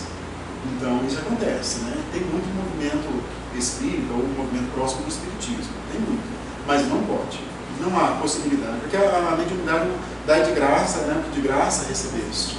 Então não pode. Se acontecer isso, vai não só receber dinheiro, consulente, mas receber favores, receber presentes. Isso pode acontecer. A pessoa às vezes obteve um benefício, ela quer presentear, pode acontecer. O correto é que se recusa, se nega isso. E a gente fazer consulta também, isso é péssimo, né? Não. É meio que ser até, como fala, conivente com uma coisa. Conivente, nem se deve no atual estado do Espiritismo. Isso, hoje, a reunião mediúnica no Espiritismo se presta para o auxílio aos desencarnados sofredores. Não tem mais outra finalidade no tempo moderno. Então, a pessoa tem problema, quer conversar com o filho dela, ou com alguém que desencarnou, embora isso o Chico fazia, mas tinha orientação do Emmanuel, isso foi um momento do movimento espírita. Hoje o movimento espírita... Até para chamar atenção, pra chamar, como foi há meses lá atrás. Exatamente, está evoluindo. Então tem que tomar cuidado com esse, né, realmente a mediunidade, né, na minha percepção. Tudo que eu falo aqui é a minha leitura. Tem pessoas que não pensam como eu dentro do movimento espírita. Então cada um vai formando as suas opiniões. Isso é importante. Temos que ter pluralidade de ideias também dentro do movimento espírita. Para mim, hoje, a mediunidade é trabalho terapêutico, trabalho fechado, não pode ser aberto ao público, e só para os participantes ali. Esse é o trabalho mediúnico da modernidade. Esse é o trabalho da modernidade. Fugiu disso, esse já é difícil por si só, fugiu disso vai ser pior ainda. Por isso que se fala aqui, né, a maioria fracassa de tudo. Aí depois ele desencarnou, ele vai dizer assim, o Acemino: gritei, chorei, implorei, mas estava algemado a eles, aos espíritos que se comunicavam por ele. Isso vamos ver mais na obra do Espírito Manuel Filomeno de Miranda. Por sinistros elos mentais, em virtude da imprevidência.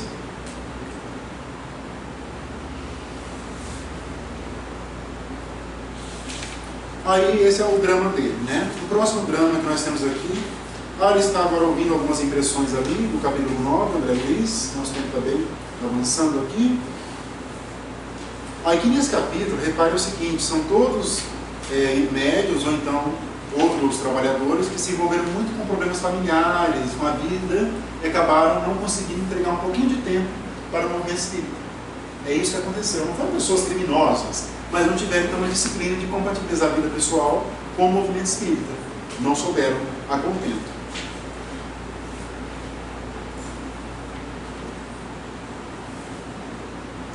Aí uma dessas personagens, nem é dito o nome do espírito. Fomos ao círculo carnal para construir a Ernestina, eu acho, com Jesus, mas caímos na tolice de acreditar que andávamos na terra, pela terra, para discutir nossos caprichos.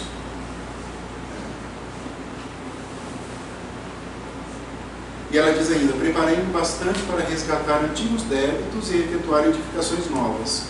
Contudo, não vigiei como se impunha.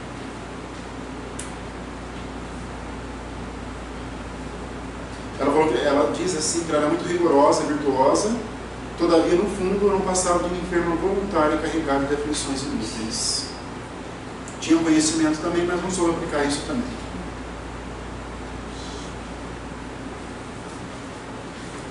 Olha, outra fala interessante também, de um outro espírito, nesse capítulo 9.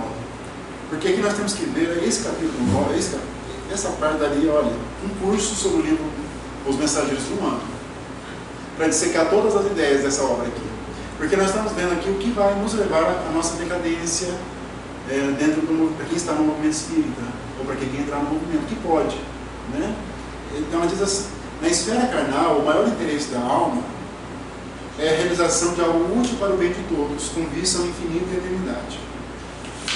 Nesse mistério, nessa função, é indispensável contar com uma série de todos os elementos contrários, seja a nossa inferioridade, seja os espíritos que nos querem mal. Ironias da ignorância, ataques à insensatez, sugestões inferiores da nossa própria animalidade surgirão, com certeza, no caminho de todo trabalhador fiel. Tudo isso vai existir. Não pensem vocês que o trajeto será fácil. Mesmo sabendo de tudo isso, não será. Não será. São circunstâncias lógicas e fatais. Fatais no sentido que vão acontecer. Inevitavelmente. Vão acontecer. Tem uma passagem no livro da dona Sueli Calda Schubert, que ela escreve do Divaldo, aquele livro O Semeador de Estrelas. Aí tem uma passagem que o Divaldo vai, que ele narra que ele sonhou. Aí de repente ele estava lá no lago no Tiberíades, lá perto lá na Israel, onde Jesus caminhou sobre as águas, Jesus viveu ali. E nesse lago ele estava lá em espírito. Aí ele viu uma nuvem, uma pequena nuvem, e ela se formou o rosto de Jesus, assim. Ele vai contando. Ele fala que foi uma ideoplastia que os espíritos fizeram para que ele fosse advertido de que, daquele momento em diante, haveria muitas provações, muitas dores na vida dele. Ele conta essa história. E ele volta assustado, ele não consegue mais dormir, ele diz. E foi dito e feito. Depois daquele sonho, muitas dores, não fala exatamente o que foi, mas me lembrou essa fala aqui. Muitas ignorância, ataques, porque o médium é muito atacado, geralmente. Os grandes médios são muito atacados, inclusive pelo movimento espírita, às vezes. Então, todo mundo que se destaca no sentido de ser um destaque positivo, geralmente ele é atacado. Geralmente acontece isso. Então a pessoa tem que ter essa força moral dentro dela para poder prosseguir ali firme, intrépida. O maior exemplo é Jesus, né? Olha como foi atacado. Foi levado à morte para isso, né? Se manteve intrépido ali, né? Não vamos ao mundo físico para descanso injustificado, mas para lutar pela nossa melhoria a despeito de todo impedimento fortuito. Nosso objetivo, mais ou menos aqui, na luta da nossa melhoria. O capítulo 10, a experiência do Joel. Ele era médium, lembra da história dele? Foi padre em reencarnação passada. Ele tinha clarividência. Clarividência faz com que a pessoa se lembre de determinadas situações, acontecimentos. Isso é clarividência.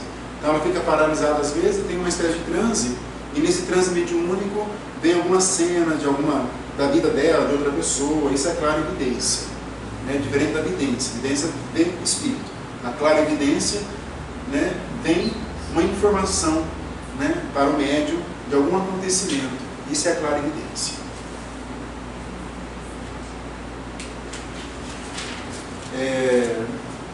Deixa eu ver aqui. Ele diz assim: minha tarefa mediúnica exigia sensibilidade mais acurada. Deus concede a sensibilidade acurada como uma espécie de lente poderosa que o proprietário deve usar para definir roteiros, fixar perigos e vantagens do caminho. Tem aquele capítulo, né, no livro dos médiuns que Kardec vai trabalhar das dificuldades, dos tropeços. Uma tradução mais antiga falava assim: dos tropeços da mediunidade, das dificuldades e tropeços da mediunidade. Isso lá desde 1861.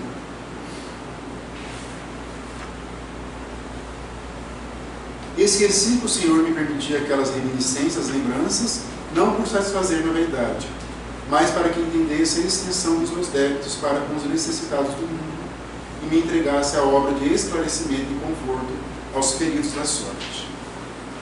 Eu que renascera recordando, para edificar alguma coisa de útil, transformei a lembrança em viciação da personalidade. Ele não ajudou, não fez nada com essa faculdade mediúnica dele. Então ele se perdeu novamente numa segunda reencarnação.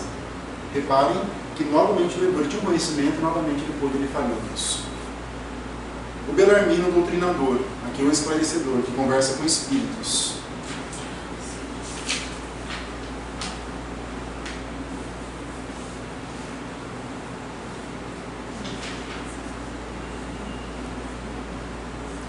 E ele se interessava mais pelo aspecto científico que o evangélico do espiritismo.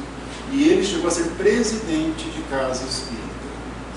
E mesmo assim fracassou. Como que pode, né? Como que pode? Mesmo assim fracassou. E ele diz assim: a missão do doutrinador, aquele que esclarece os espíritos, é muitíssimo grave para qualquer homem. Não é sem razão que se atribui a nosso Senhor Jesus o título de mestre. Somente aqui vim ponderar bastante esta profunda verdade. Meditei muitíssimo, refleti intensamente e concluí que para atingirmos uma ressurreição gloriosa, que é o retorno para o plano espiritual, não há por enquanto outro caminho além daquele palmilhado pelo doutrinador divino.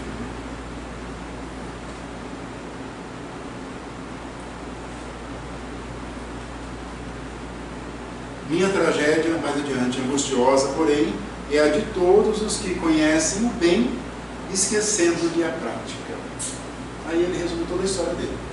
Conhecer o bem e não colocar em prática, ficou na teoria, ficou na superfície do espiritismo. A minha tarefa como esclarecedor constaria de trabalho assíduo no Evangelho, de modo a doutrinar, primeiramente com o exemplo, e em seguida com a palavra.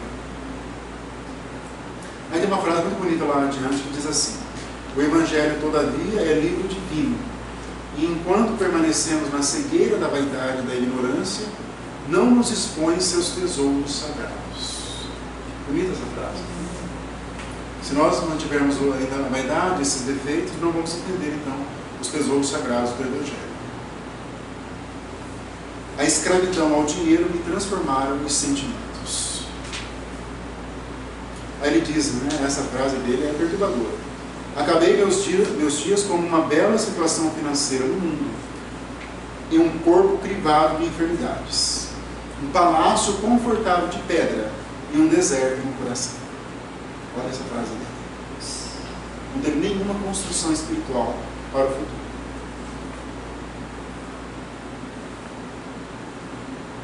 O Monteiro foi pior ainda, eu acho. Também foi um esclarecedor, foi um doutrinador, o Monteiro.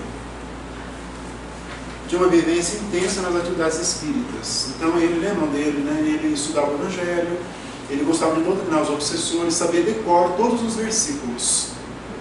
Gostava de humilhar ainda os espíritos que ali compareciam. Ele estudava para humilhar. Olha que espírito. E nas atividades dele, comerciais, ele era implacável. Ele mandava protestar os títulos de crédito, a pessoa às vezes queria um prazo maior, ele não concedia. Repreendia as crianças, as senhoras que choravam ali. Ele era realmente, ele não entendeu nada. fez um umbral. Nada. Ele ficou com a faca afiada. Nada. Ele sabia da teoria, mas na prática, absolutamente nada. Aquela pessoa que passou ali, indene a tudo isso. E depois ele passou pelo umbral, ele sofreu no umbral, e as entidades o perseguiam, lembram disso? Lá no umbral, as entidades o perseguiam e diziam para ele o seguinte: tem que ter paciência, você tem que perdoar. Falavam. Porque ele falava. Você tem que ter serenidade, lá no umbral, ironizando ele. Ironizando. Já pensou isso? As entidades falavam para eles. Já pensou? Parece o irmão Jacó, né? Lá no livro Voltei. Ele também. Ele falou, o Espírito falou para ele, né? Que o irmão Jacó, ele morreu, desencarnou, foi lá, daí o Espírito falou para ele assim: muitas vezes você falava que tinha que ter paciência, resignação, mas eu, depois das reuniões mediúnicas, eu acompanhava você até a sua casa. E eu não via nenhum daqueles ensinamentos praticados por você na sua família. Estava falando para a cara dele. Então, é realmente muito impactante, né, esse depoimento dele. Mas é interessante no caso do Monteiro que mesmo ele passou por um umbral, ele sofreu, ele foi resgatado, voltou para a colônia e ele ainda não se deu por satisfeito. Ele queria ainda vamos dizer, se entrevistar com a ministra Veneranda, aquela que ganhou o prêmio por ter trabalhado 1 milhão de bons horas. Só isso. E ele ficou 2 horas reclamando, a ministra olhando para ele, no descanso dela. Prestaram atenção nisso? E ela foi no descanso. Às vezes a pessoa fala por 5 minutos, já fica em fala, né? Já não quero ouvir mais a pessoa. Ela ouviu 2 horas a ministra Veneranda e falou para ele: entregou-se você, Monteiro, excessivamente ao espiritismo prático, junto dos homens, mas nunca se interessou pela verdadeira prática do espiritismo junto de Jesus, nosso mestre. Falou isso depois de 2 horas para ele. Esse caso também é interessantíssimo. Interessantíssimo. Em seguida ali as ponderações de Vicente.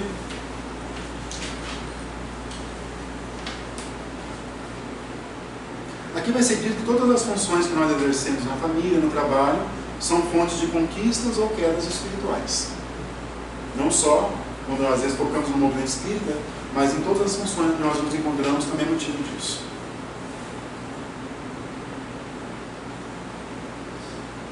Ele traz um caso de um amigo dele, o Vicente, foi médico também, muito inteligente, mas não usou a medicina adequadamente, desencarnou, foi perseguido por 2 pessoas que ele fez cirurgia, mas que desencarnaram durante a cirurgia. Repararam nisso?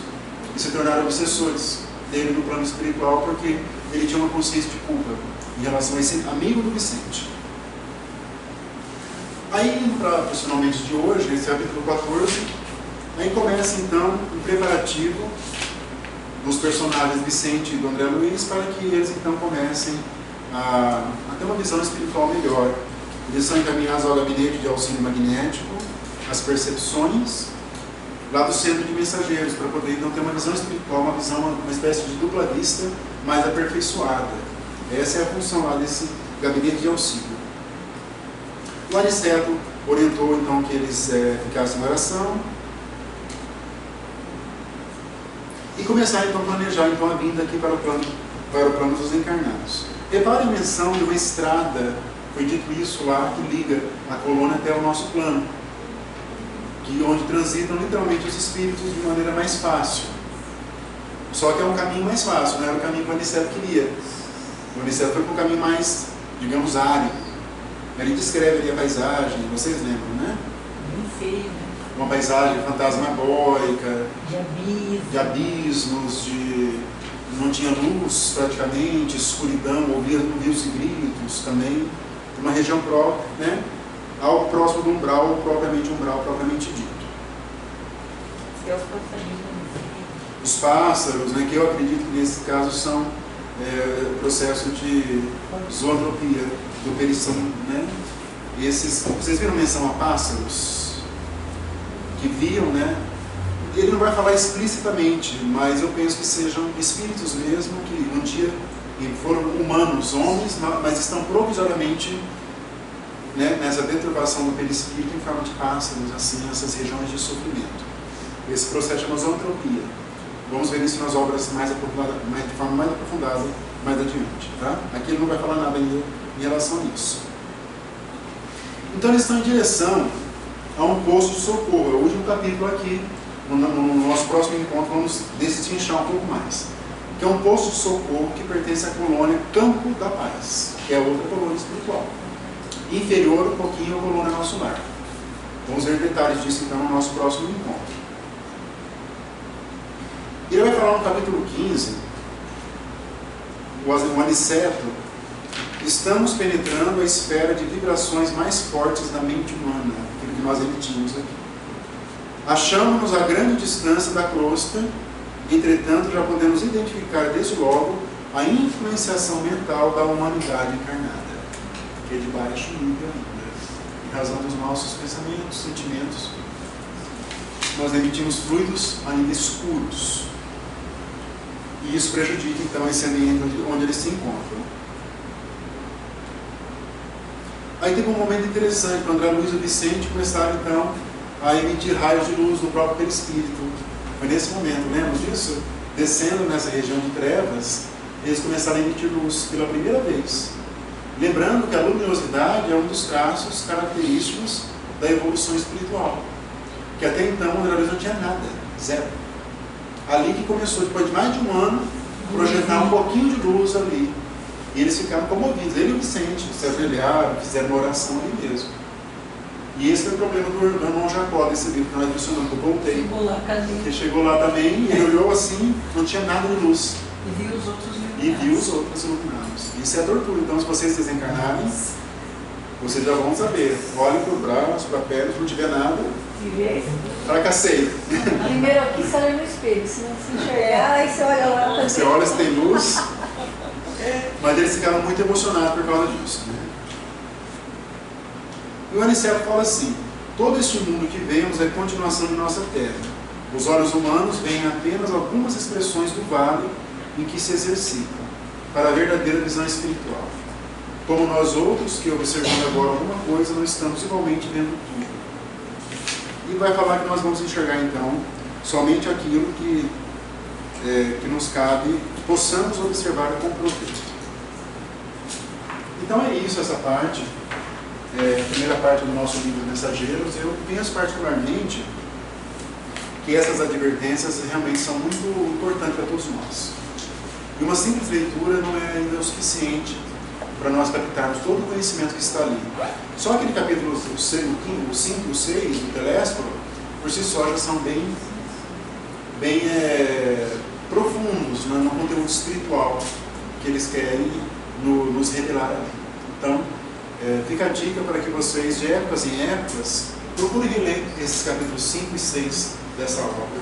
Eu fiz um resumo, eu leio um resumo de vez em quando, e para nos relembrarmos, vocês vejam ali que foi muito fácil, digamos assim, que os espíritos caíssem, fracassassem. Não é uma coisa que a gente se identifica com perfeição, isso, no nosso comportamento.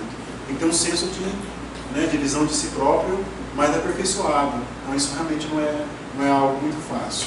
Mas é importante que nós sejamos alertas dentro da diretriz do Cristo, que é o orai e vigiai. E esse é o nosso princípio. Vamos falar um pouco mais na sequência então.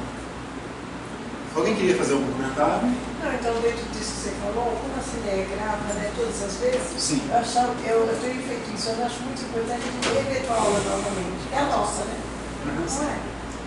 Todo mundo sabe. Quem tiver um tempo, vocês sabem que Então é muito Deus. os vídeos, mas, sim. né, todos, e agora começamos outros. Acho interessantíssimo rever. É bom. Temos que rever sempre. Sim, fora a leitura, mas esse aqui é mais, né? Sim. Eu acho que é mais próximo. E às vezes a gente se descuida e não faz nem isso. Não. E é bom porque eu mesmo já li o Nosso Lar muitas vezes, e já estou dando também esse estudo no Ivone, no Amaral Pereira, e eu li de novo o Nosso Lar, estou lendo de novo, e são novas informações. É interessante isso, né? Essa maneira de ver as obras, essa completude. Então isso é fundamental, tá? Só lembrando, pessoal, eu fiz um grupo de WhatsApp, acho que quase todos receberam. Quem não recebeu, depois fala comigo, introduzo no grupo, que não pode também ter interação. Não ficaram tentados de mandar uma boa noite, não, né? Eu proibi isso, ninguém não vai ter boa noite e boa tarde. Tem alguns que ficam tentados do boa noite, boa tarde, bom dia, a frase do Chico Xavier, né, que ninguém sabe se é dele ou não, né? Mas isso não pode. É só mesmo para relembrar. Não tem uma conexão assim um pouquinho antes do nosso encontro. É só para essas finalidades. Então é isso. Alguém tem mais algum comentário? Tem qual capítulo que é a É verdade. Até o 36, salvo engano. Esqueci de falar isso. Eu vou para vocês amanhã, mas é até o 30 e... Até o 35.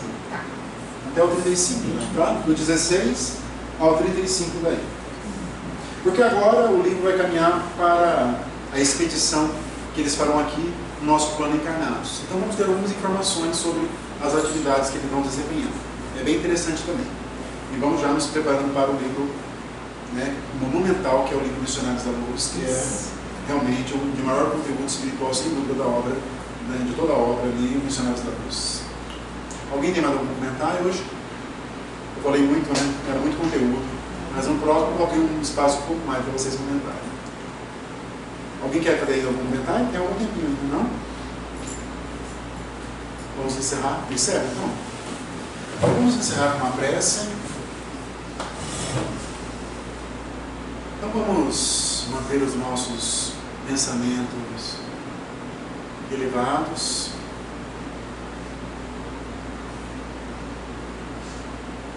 Vamos agradecer a Deus, nosso Pai, nosso Criador, pela vida, pelo dom da vida, de estarmos aqui encarnados, de aprendermos um pouco mais sobre esses ensinamentos da obra do Espírito André Luiz, que tem nos alertado, que tem nos advertido, que possamos aprofundar esses conhecimentos, colocá-los em prática.